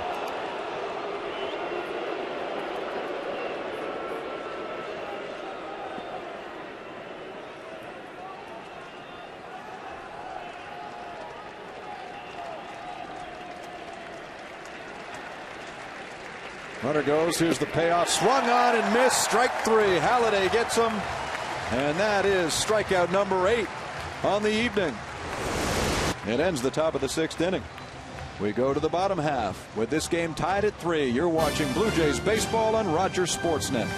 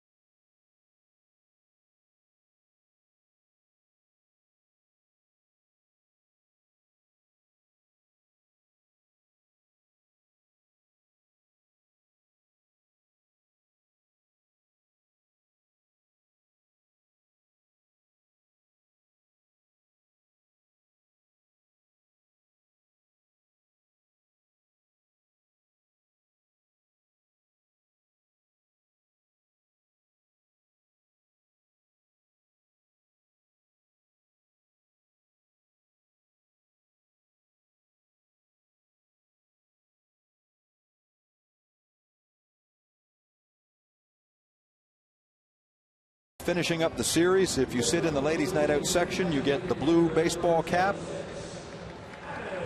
A special section reserved for the ladies. Call that number 341-1304 in the 416 area code. More details can be found at bluejays.com. Game 1 of this 3-game series has reached the bottom of the 6th inning with Adam Lynn facing Brandon McCarthy. Lynn is 0 for 2. He's grounded out and struck out. McCarthy with 2 strikeouts in the ball game.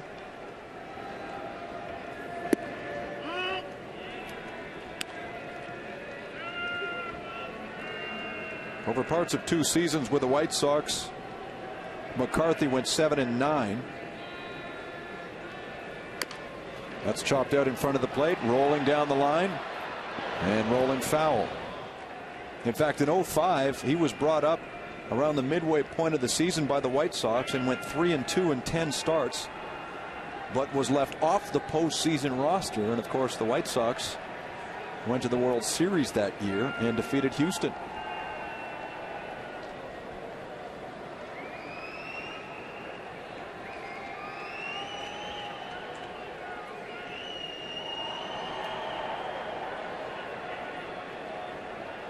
One and 2.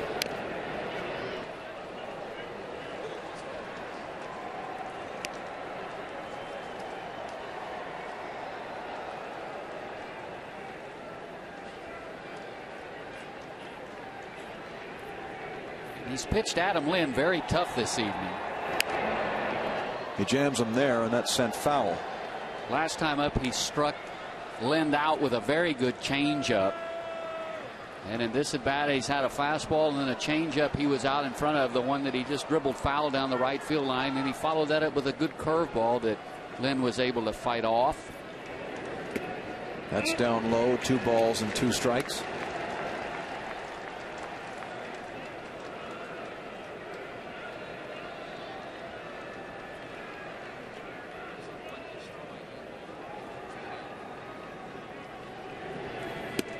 Fastball off the plate. 3-2 now to Lynn with Scott Rowland on deck.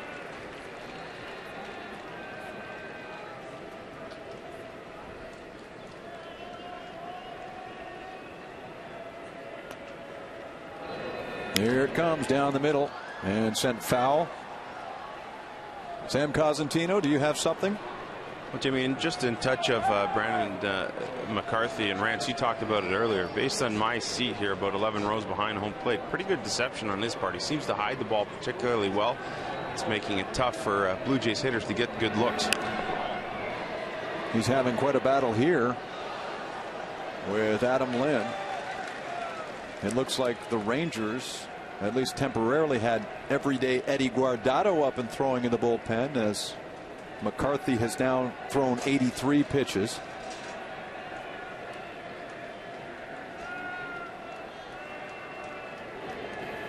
"3-2" line to left field, and Bird is right there. Nice little battle, and in the end, McCarthy wins out. A nice at bat by Adam Lynn after falling behind 1-2 in the count, was able to battle back, finally gets a pitch he can handle, hits it hard, but unfortunately for him, right at Marlon Byrd in left field. Well, Adam made him throw 10 pitches to get 1 out. And so Scott Rowland now steps in and takes a hack at the first pitch. 0-1.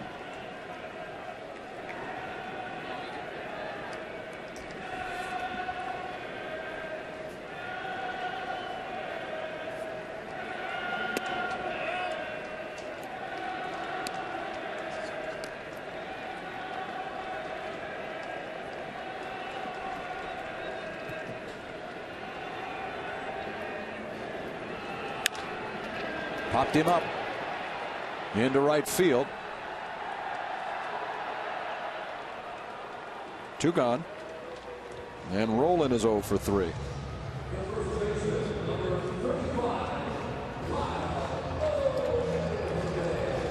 Lyle Overbay now is 2 for 2. He singled in the 2nd inning and doubled in the 4th.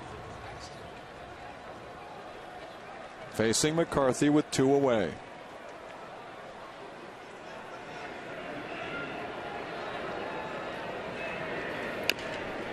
Checks his swing, and that ball rolls foul. If you've just joined us, Texas scored first, a 2-run home run by CRUZ in the 2nd. The Blue Jays tied it in the 3rd on 2 hits and a walk. Alex Rios with an RBI double. Vernon Wells hit a sacrifice fly to score Scutaro. That made it a 2-2 game.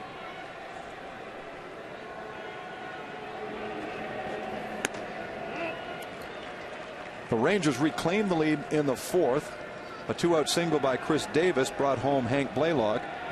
And then Aaron Hill tied it in the 5th inning with a solo home run, his 5th of the year. Wave and a miss, 1 ball and 2 strikes. Nice changeup from Brandon McCarthy. Had Lyle Overbay well out in front.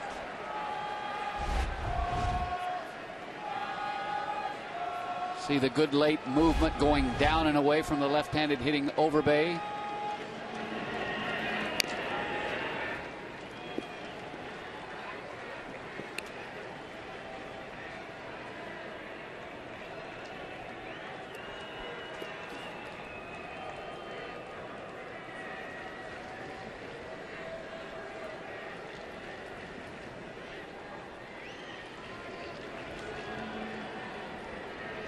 Here's the 1-2.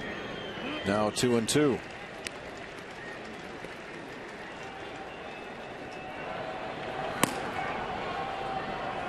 Jason Jennings has joined Guardado. Jennings the right-hander, Guardado the lefty. It'll be a full count now to Overbay. Lila's 2 for 2.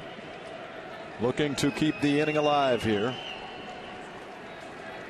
3-2 pitch in the dirt, ball 4. Yeah, the right-handed hitting Rod Barajas on deck, and 2 out, nobody aboard. McCarthy pitching very carefully to Lyle Overbay, was not going to give in, walked him with a 3-2 changeup in the dirt. And there's the brand new pitching coach, Mike Maddox. Greg Maddox's older brother, who has taken over the job as pitching coach with the Texas Rangers after being lured from Milwaukee at great expense, I'm told. Along with Nolan Ryan, the president of the team, they have promoted better conditioning among their pitchers to get more innings out of them. Said Ryan this offseason, quote, a lot of these young kids have never thrown a complete game in their lives, and he would like to change that. Not that we're expecting to see one here from McCarthy. He's already thrown 95 pitches. Rod Barajas is the batter, and he sends it foul. That one way up into the 5th level here at Rogers Center. I think what Nolan Ryan's trying to do, especially at the minor league level, start to create the mindset of going deeper into the games and pushing yourself a little bit more. And we're going to leave some guys out there to throw a few more pitches and figure out how to go deeper in the game, and sometimes how to be able to back off a little bit, save a little bit for the late innings. On the ground, slowly to Young. He goes to second for the 4th and ends the 6th inning, still tied at 3. You're watching Blue Jays baseball on Rogers Sportsnet.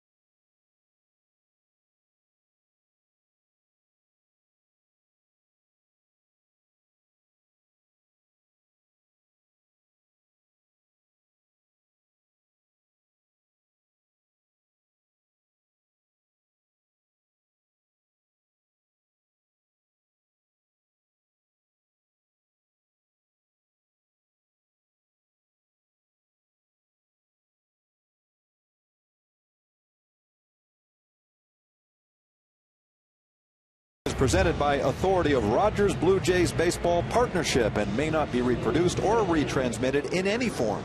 And the accounts and descriptions of this game may not be disseminated without the express written consent of Rogers Blue Jays Baseball Partnership. Here's Roy Halladay. He's gone 6 innings against the Rangers and has given up 3 runs on just 4 hits. A single, 2 doubles, and a home run so far for the Rangers. For the most part, they have been kept in check.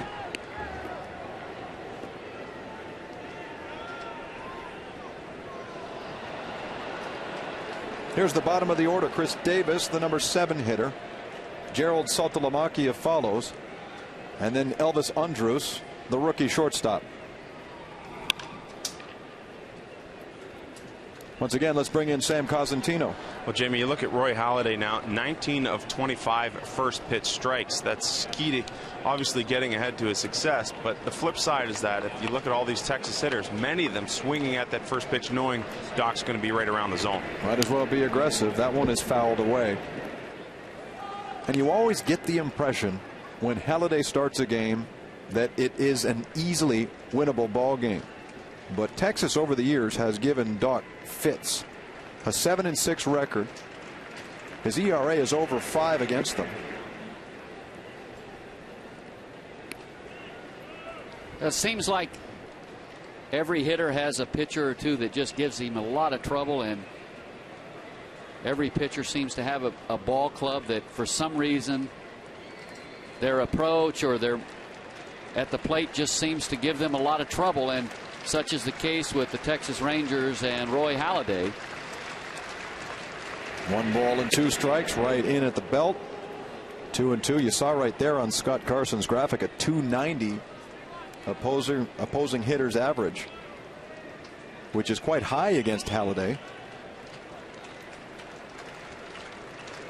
The free swinging Davis up there, sending it foul.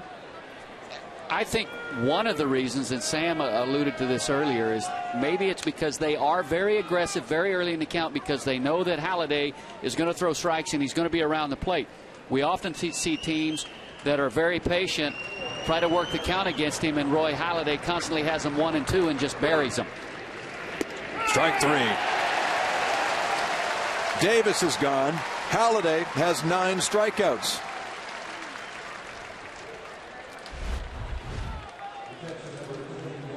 And to take this pitch right here, I think Davis clearly had something other than fastball in the back of his mind. That's about as straight a pitch as you will get from Roy Halladay.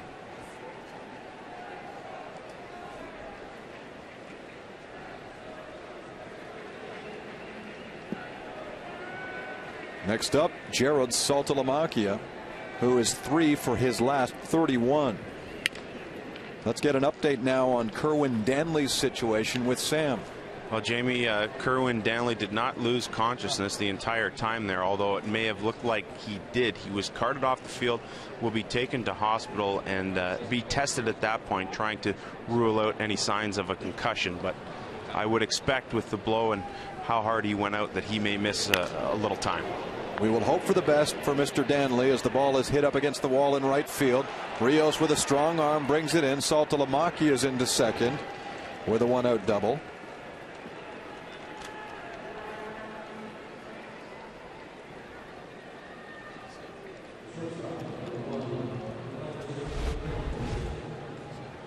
A cut fastball, and again give Saltalamacchia credit. That was not a bad pitch from Halladay. He was able to pull his hands in a little bit.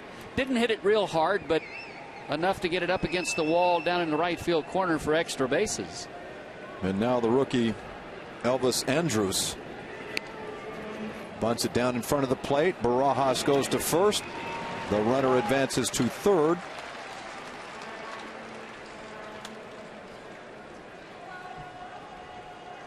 And I understand, a rookie who runs well trying to maybe bunt for a base hit, but here you are in the top of the 7th.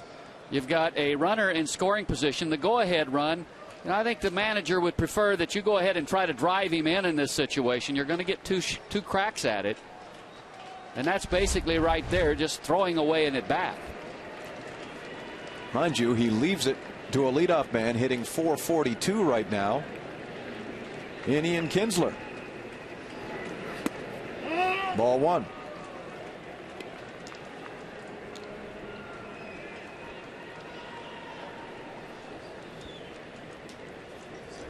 Man at third for the Rangers here in the 7th inning. Halladay with a 1-0 pitch, and it's skied to right field. Well hit. Rios is to the wall, and this ball is out of here. A 2-run home run by Kinsler, and the Rangers are back on top 5-3.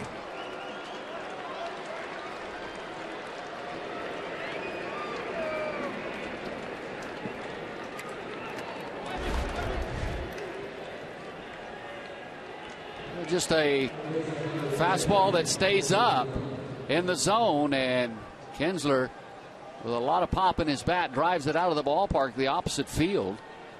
One of the few mistakes that Halladay has made tonight, and Kinsler makes him pay.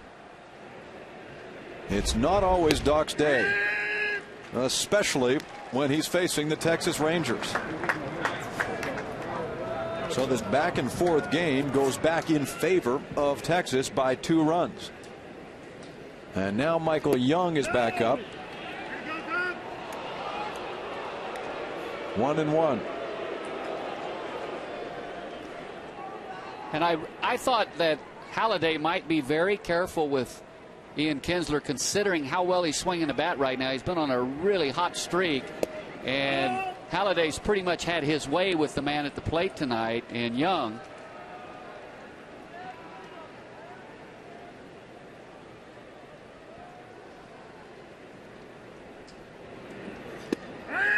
Two and two.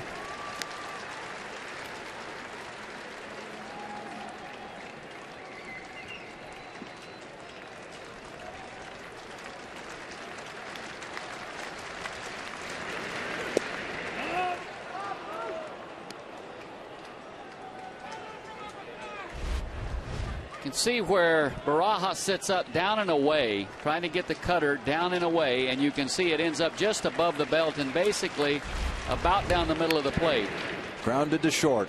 SCUTARO is up and over to first, and the side is retired, but not before Kinsler takes that mistake out of the ballpark. And his 5th home run of the year counts for 2. It's now 5-3 for the Rangers.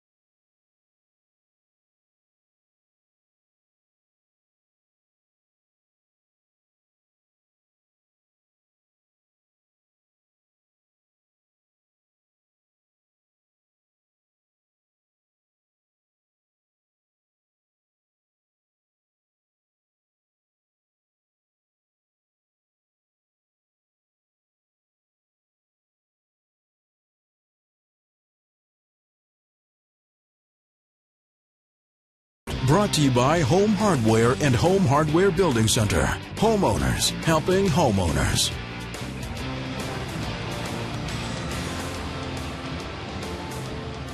Brandon McCarthy's night has come to an end after 6 innings. He allows 3 runs on 6 hits, struck out 2 and walked 2 along the way. So McCarthy, thanks to the home run by Ian Kinsler, is in position to win this game. He leaves, and in comes an old face. Everyday Eddie Guardado is the man on the hill now for the Texas Rangers. Guardado took the loss Tuesday night against Baltimore, allowing 4 runs over 2/3 of an inning in the 10th. As he faces Travis Snyder. He was the Rangers closer for much of August last year before he was traded off to the Minnesota Twins during Minnesota's playoff run. So the veteran faces the rookie Snyder. The Blue Jays in the bottom of the 7th are trailing by 2.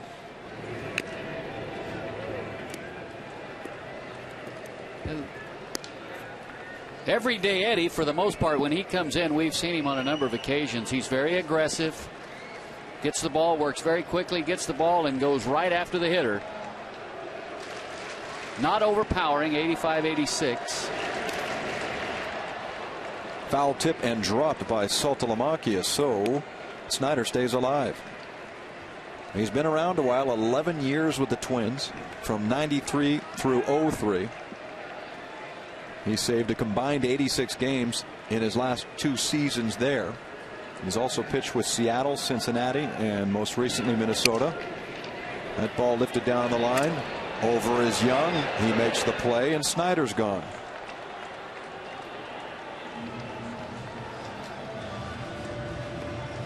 There's a shattered bat.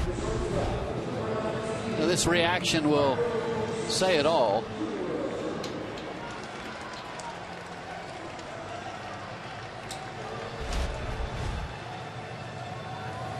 Well, Guardado gets his man.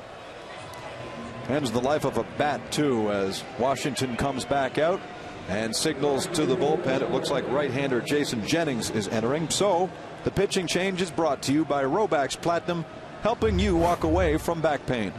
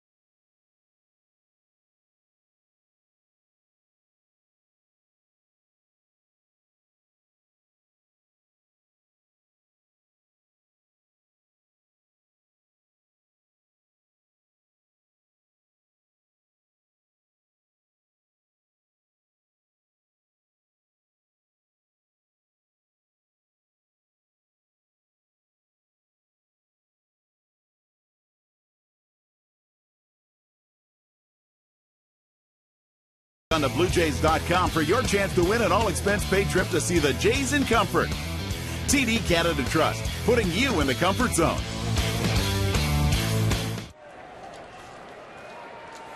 Jason Jennings takes over now for everyday Eddie Guardado. And this is new territory for Jennings, a former National League Rookie of the Year. Prior to this season, he'd made just 1 career relief appearance. That was with the Houston Astros in 2007. So far, so good this year, though. 8 strikeouts in 5 innings of work. He's facing Marco SCUTARO and gets ahead 0-2.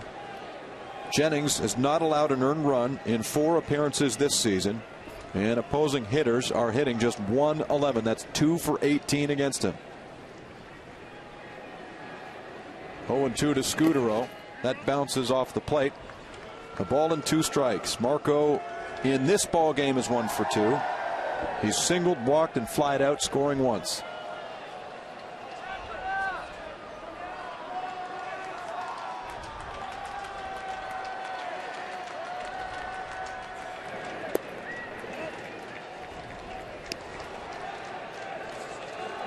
Jennings was the 2002 National League Rookie of the Year with the Colorado Rockies, going 16-8 in 32 starts.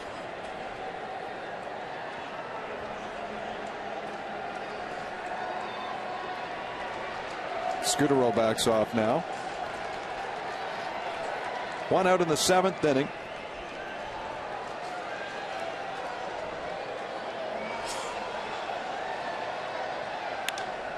This breaking ball hit into the air in center field. Hamilton puts away SCUTARO for the 2nd out.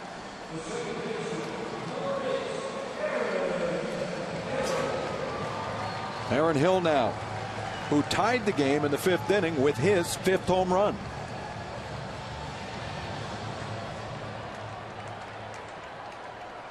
The last couple of seasons, Jennings has broken down. He's had problems with his flexor tendon. and has been able to stay healthy. He gets a fly ball out of Hill. Hamilton is in.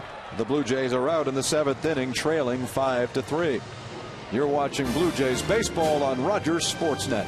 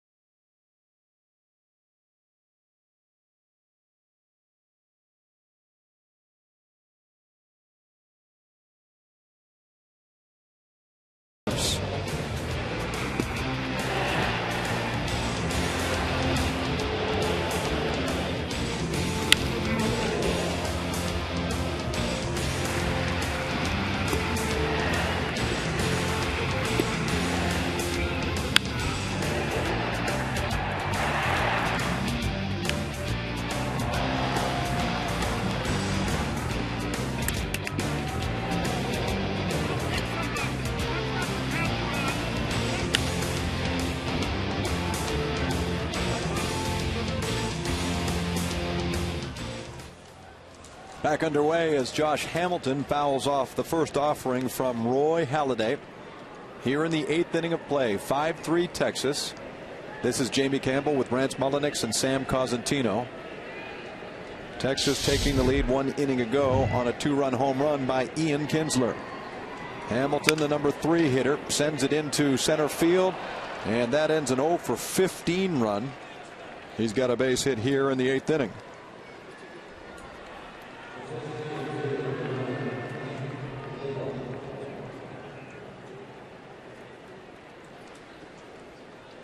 There's a curveball from Roy Halladay that Josh Hamilton didn't hit hard, hit it off the end of his bat, but was able to flare it just over the head of Marco SCUTARO.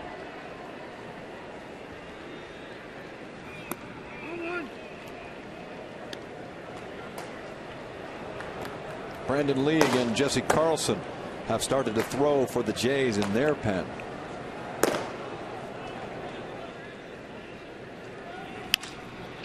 Hot shot line right to Hill. Back to first. Double play.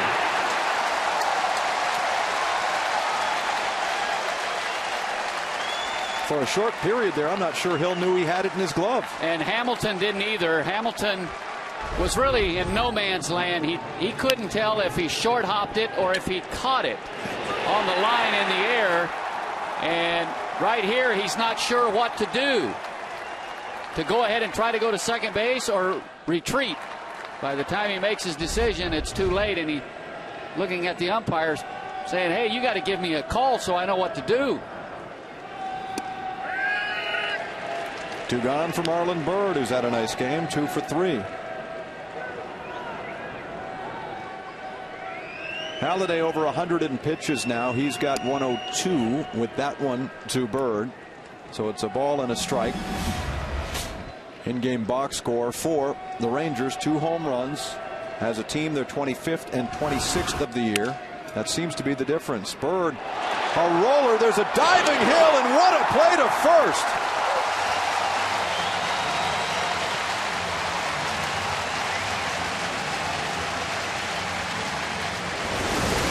Aaron Hill gets a great jump going to his left. Times the layout perfectly, quickly to his feet. Snap throw, great play.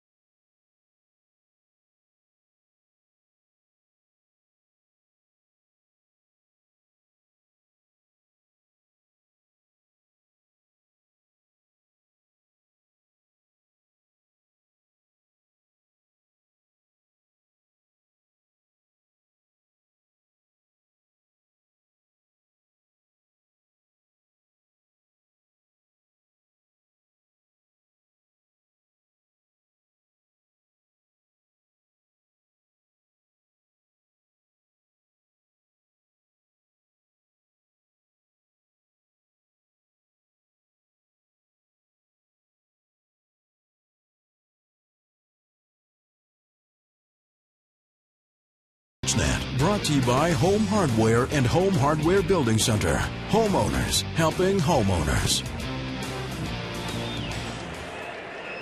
Back to play at Rogers Center. Jason Jennings continues for the Texas Rangers, leading the Blue Jays 5-3 in the bottom of the 8th inning. Alex Rios, Vernon Wells, and Adam Lind are coming up. The Blue Jays bringing the heart of their order to the plate against Jennings. Swing and a miss from Alex, who is 1 for 3. He doubled in a run in the 3rd inning. At this point last year, with the ball club down in the 8th inning, it was a lot of trouble. But this year so far, they have been, from the 7th inning on, the Jays very good offensively. So they'll need a little late inning magic again here this evening. They scored a ton of runs against relievers in the early part of the year.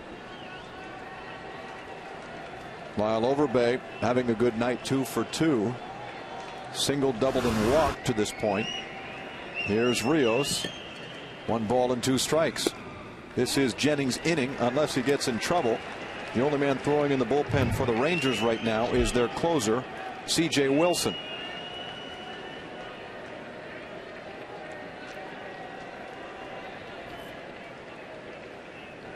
Two and 2 now.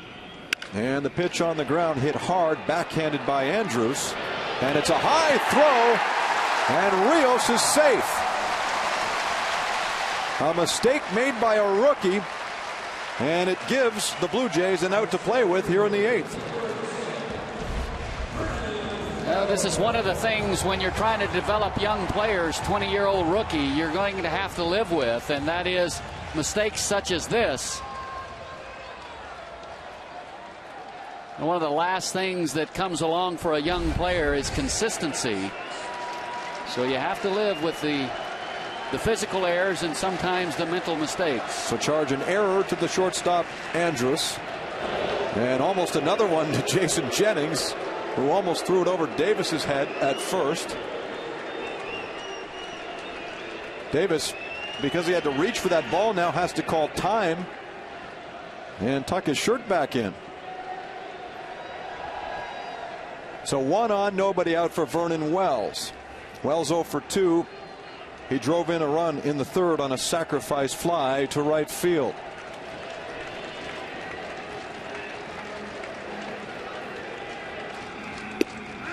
Strike 1.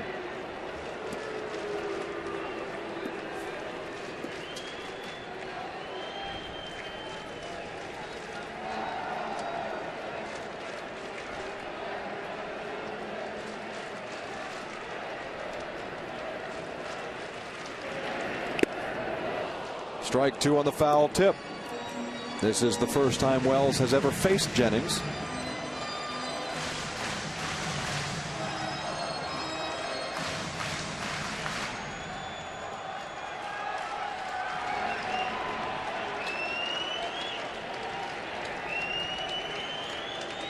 Wells has the disadvantage here. 0-2, breaking ball is fouled away.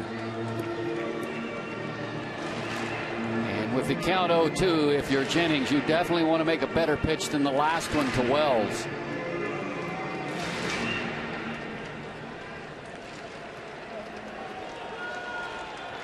He's fortunate to get away with a mistake.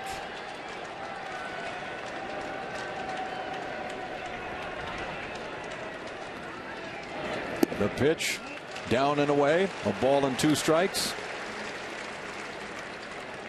Jason Jennings is the only player ever in the history of baseball to throw a complete game shutout and hit a home run in his major league debut. He did that against the Mets 8 years ago. Trying to get out Vernon Wells. Ground ball to 3rd, backhanded by Young. Here's the throw to first, a 1 hopper, and Wells is gone. Seems like Young's taken nicely to that 3rd base position. Yeah, he's a tremendous athlete. He can play anywhere you put him, and this is an outstanding play. A tough backhand on a ball hit sharply. Up quickly, the long throw. Very accurate. Good long hop, easy for Davis to handle. And that was a huge play considering the circumstances right now in this ball game. Pitching change made, and C.J. Wilson comes in from the bullpen. He will take over from here. So this change is brought to you by Robax Platinum, helping you walk away from back pain.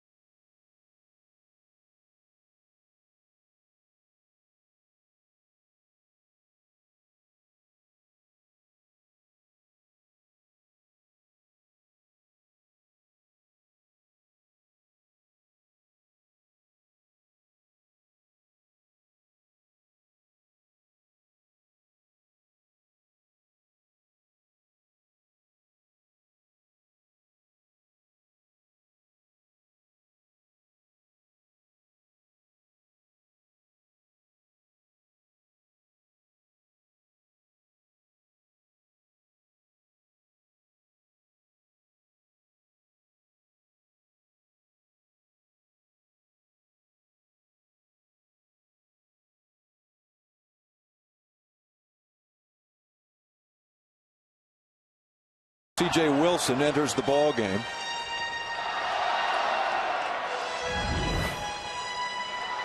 I labeled him incorrectly as the club's closer. That responsibility actually belongs to Frank Francisco, who has just started to throw in the bullpen. Wilson is the primary setup man for the Rangers. Left-hander against left-hander here as he faces Adam Lind.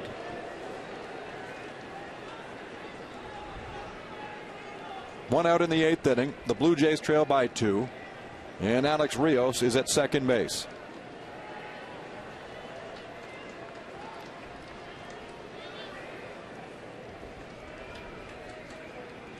C.J. Wilson last year in 46 1/3 innings of work walked 27. So far this year in 6 innings has walked 3. So has the tendency to be a little wild, struggle with command. So your approach against C.J. Wilson is try to be patient. Stay patient with him. If you do, oftentimes you can buy yourself a pretty good pitch to hit. His ERA ballooned in the early portion of the season, but he has pitched 3 scoreless innings in his last 2 outings to lower it from 10.80 down to 5.68. 1-1 on Lind. Here comes the pitch, and it's muscled towards center field. That's a base hit. Alex Rios waved around third. He comes in to score, and the Blue Jays close the lead. It's now 5-4.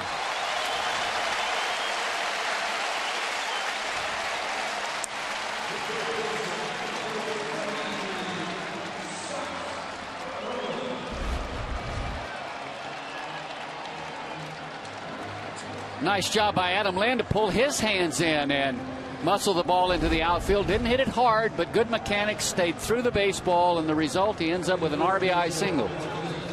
Jose Bautista now will pinch run. So the run goes into the books of Jason Jennings, though it's unearned after the throwing error by shortstop Elvis Andrus. 5-4 now, bottom of the 8th inning. The Blue Jays aren't finished. Scott Rowland came to the plate, but now Ron Washington comes out.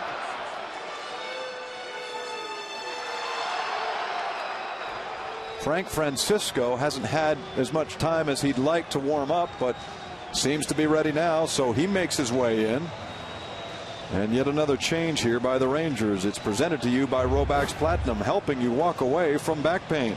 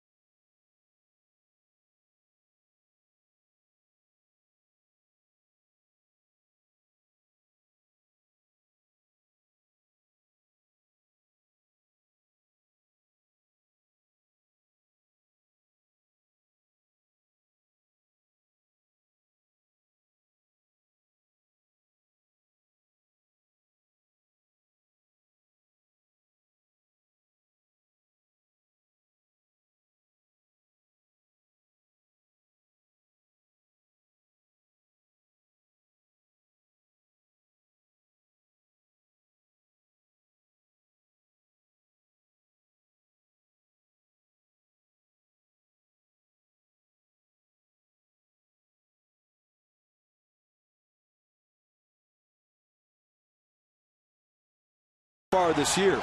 In 5 1/3, he's allowed just 1 hit. So that's why you see an opponent's average of .059. He's retired 16 of the 17 batters he has faced.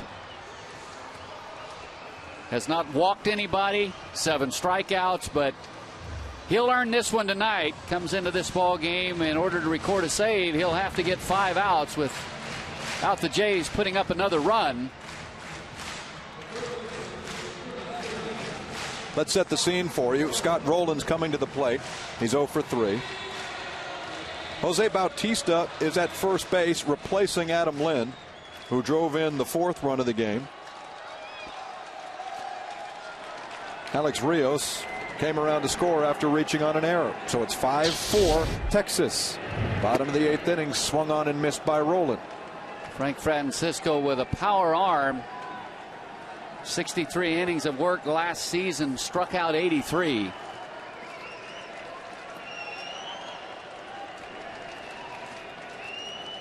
There's the 0-1 pitch to Rowland upstairs.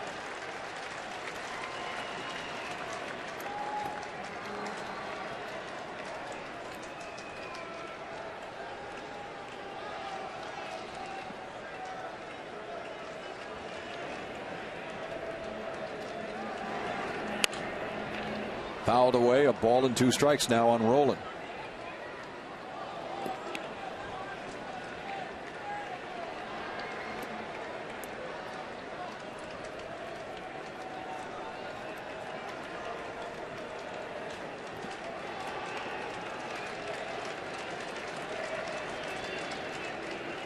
Here's the 2-strike pitch. Hit hard and into center field. Bautista with a jump. He heads for 3rd. Rowland singles to keep the inning alive, and the Blue Jays are in business in the 8th.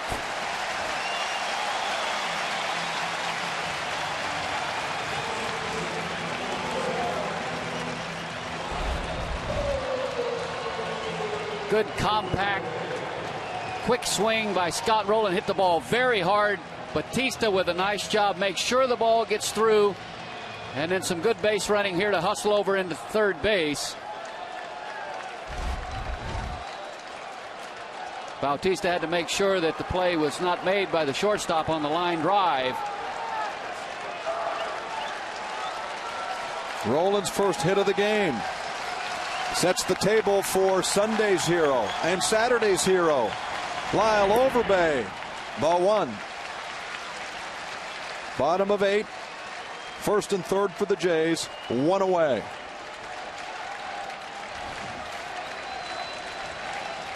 Overbay is 4 for 9 with runners in scoring position. And 2 for 2 tonight. Here's the 1-0 pitch. Down low, 2 balls and no strikes.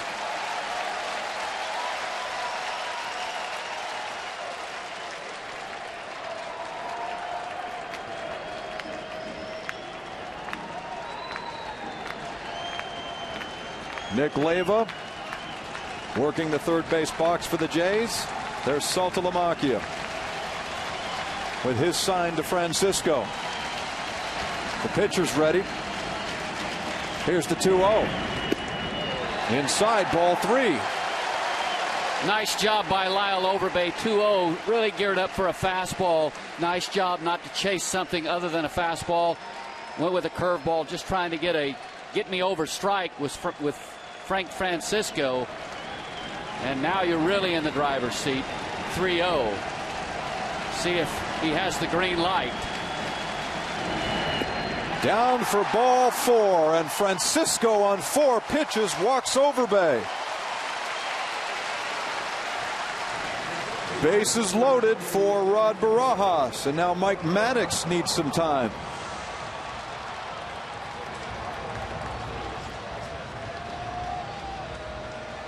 Roy Halladay still going strong.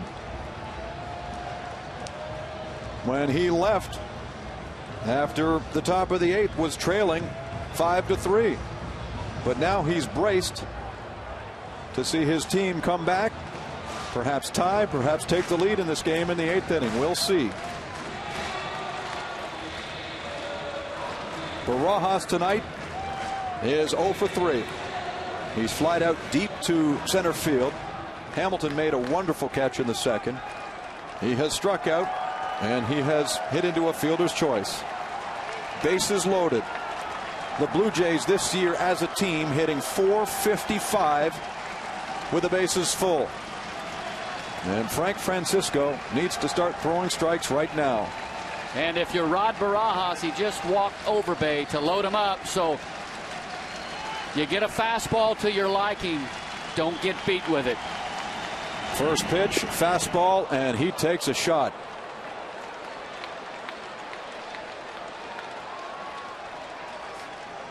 Seems Rod was thinking along those lines. This is the correct approach. He gets a fastball he can handle. He just swings through it.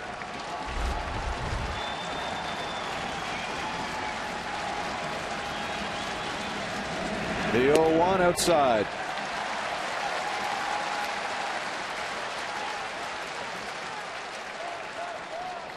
And if you get to a 2-strike count, then you just shorten up, choke up, and just try to put the ball in play.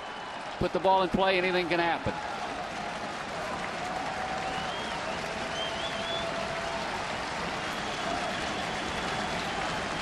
One and one.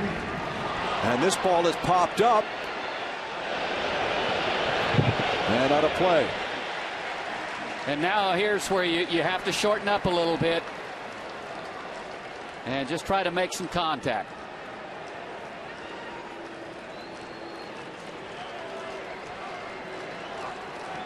Rod's got some power in that bat. He has not hit a home run this year.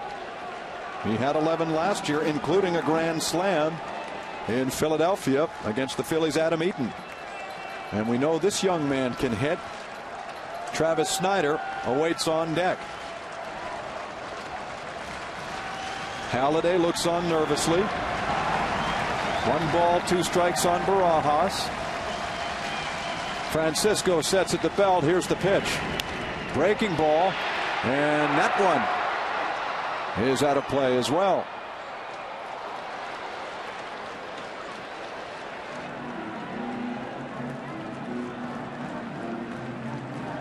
That's what you do if you're Rod Barajas here. You can clearly tell there he's just trying to make some contact. He didn't overswing.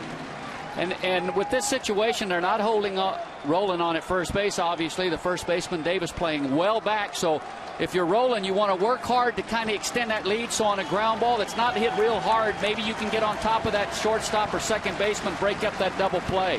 The pitch, low and away, 2-2.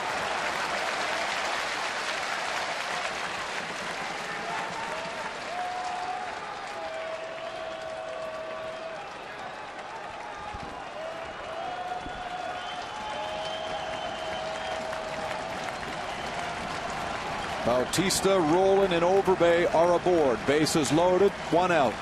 2-2 on Barajas. Here it comes. And he just gets a piece. Saltalamacchia slaps his glove. He would have had an out if he catches that ball. They're just trying to let it wait as long as you can before you have to pull the trigger.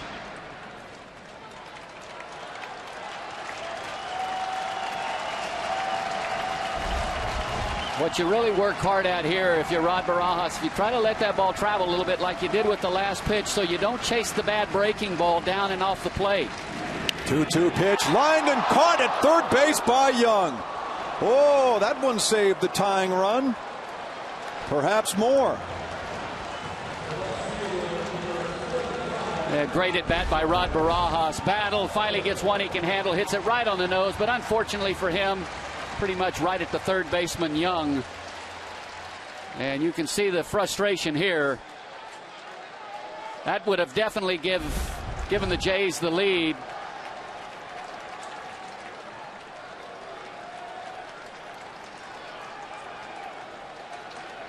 Well, it's up to Travis Snyder then. I said rolling off of first base a while ago. I should have said Overbay. Not to worry.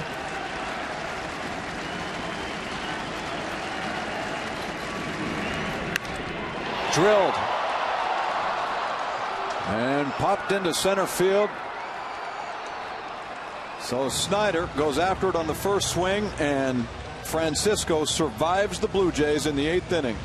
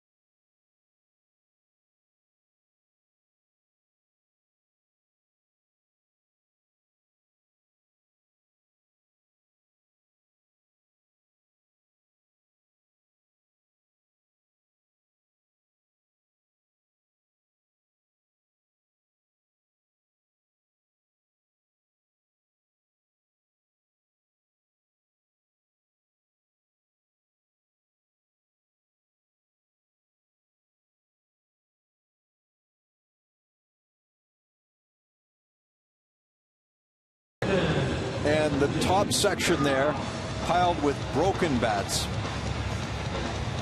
7 of them. It's been that kind of night.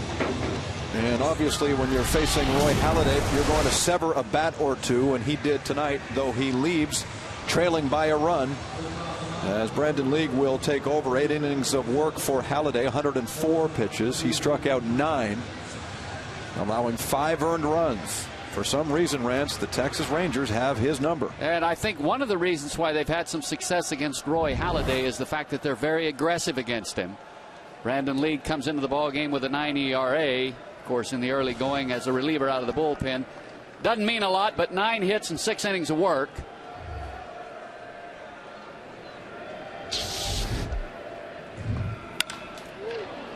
Hit well to center field.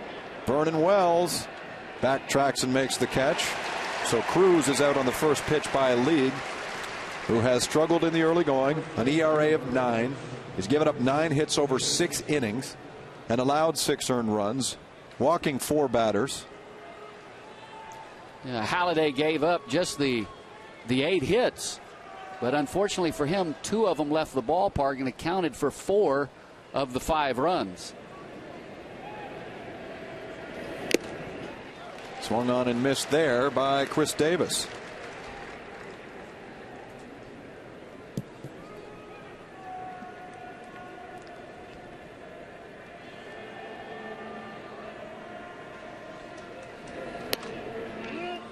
Frank Francisco, the Rangers closer, threw 19 pitches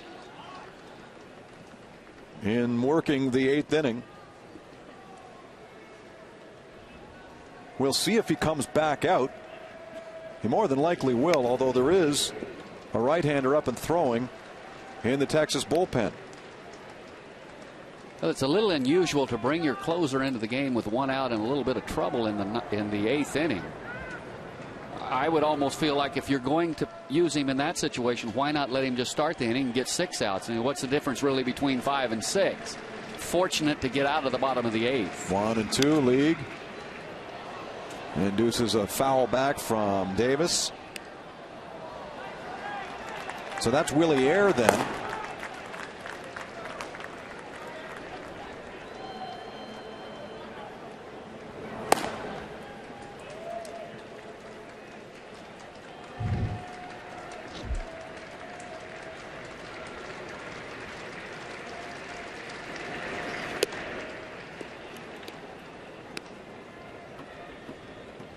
When the Blue Jays come to the plate in the last of this inning, they'll send the top of the order up. SCUTARO, Hill, and Rios. 2-2 pitch, fouled away. Boy, Davis swings at a lot of pitches. That one was darn close to his ankles. And he doesn't get cheated. With 17 home runs and less than 300 at bats last year.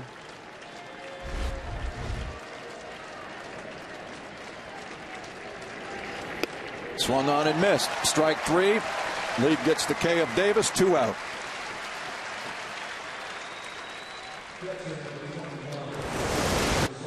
Good sinking fastball from Brandon League. You can see the late movement. And at about 94, that's almost seems a little unfair.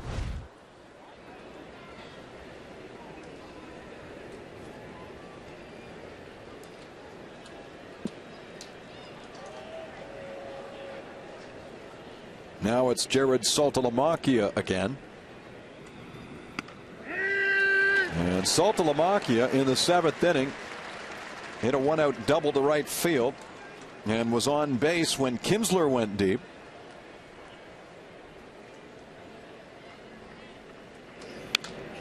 He'd been slumping to that point, and that double is now looming large as the Rangers lead by just 1.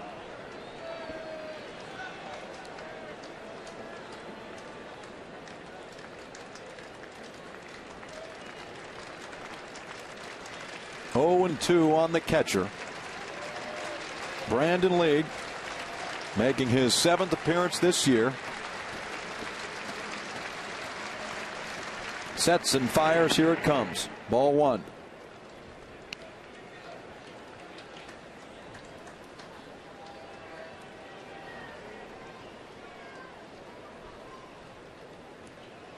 So Roy Halladay, who won his first 3 starts of the season, will not get a victory tonight.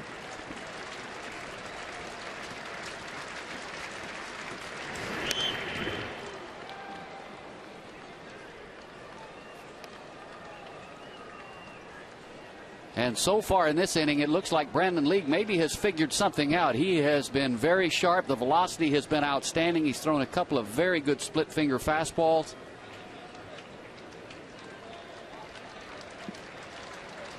And that's all it takes is, you know, a good inning here or there, and you're right back in the groove and confident. Wave and a miss, and he got him. Strike 3 called. League goes 1-2-3 through the Texas order here in the 9th inning. The comeback kids, though, will have to come back again. We'll have the bottom half of the 9th when we continue.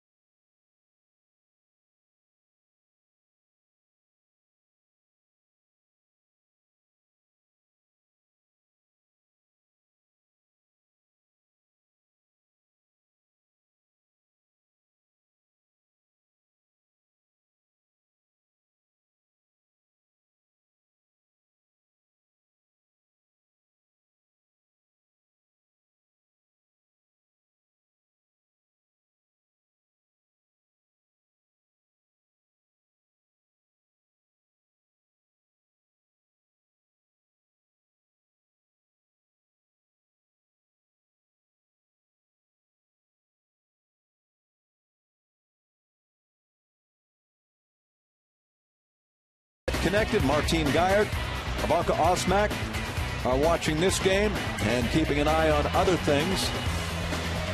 Tonight the Canucks can put away St. Louis. That's one of the games they'll be featuring on Sportsnet Connected. Coming up after this game concludes, Rally Caps are on now in the bottom of the 9th inning. It'll be Marco Scutaro followed by Aaron Hill and Alex Rios in the 9th to face Frankie Francisco.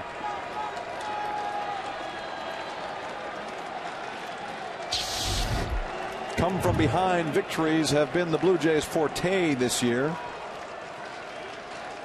Let's see if they can do it again in the series opener against Texas.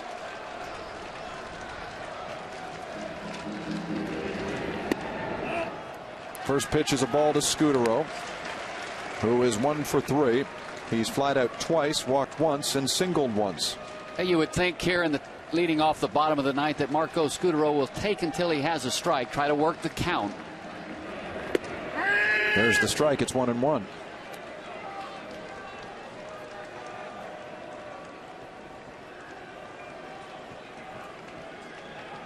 Coming into tonight, Francisco's career ERA in this ballpark was a lofty 8.31 as he runs it inside a 2-ball, 1-strike count.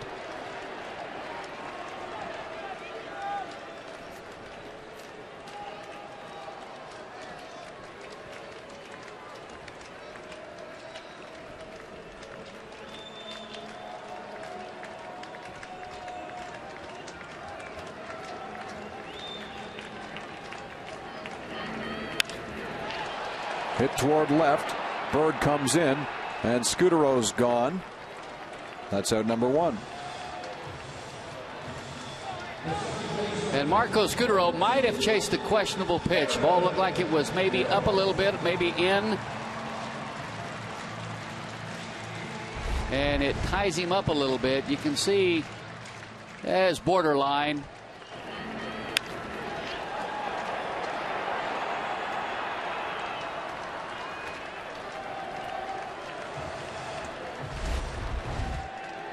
Well, here's Hill again, the team leader with 5 home runs.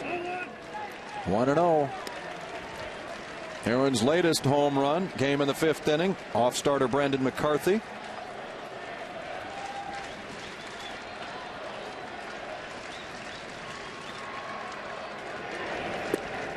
Two and 0.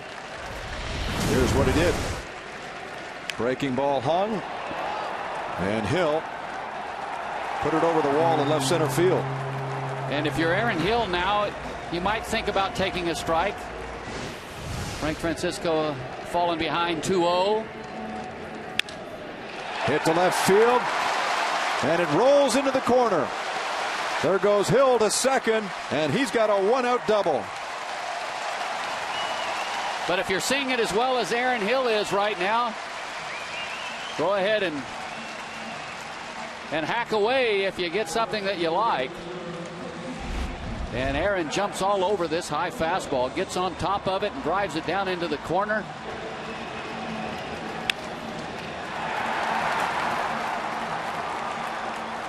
Well, the Blue Jays will get their chance now. Bottom of the 9th inning. Man in scoring position, trailing by 1. Alex Rios, who has yet to hit a home run this year. Grounds the ball to Andrus at short. And there are 2 away. So the tying run stands 90 feet away. But the Blue Jays only have 1 more out to play with.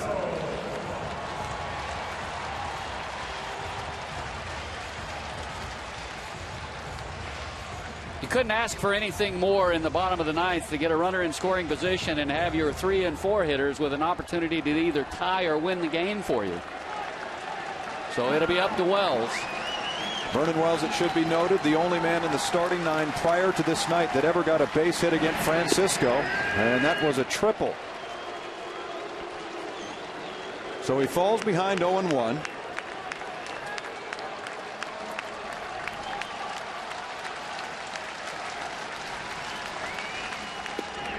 And falls behind 0-2. Quickly, Francisco takes the advantage.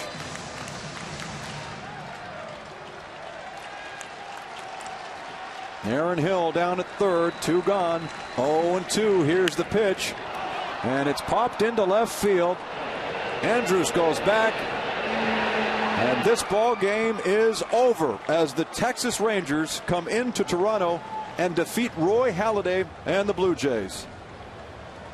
That's it from here for Rance Mullenix, Sam Cosentino, and Scott Carson. I'm Jamie Campbell. Thanks for joining us. We'll look forward to seeing you again tomorrow night.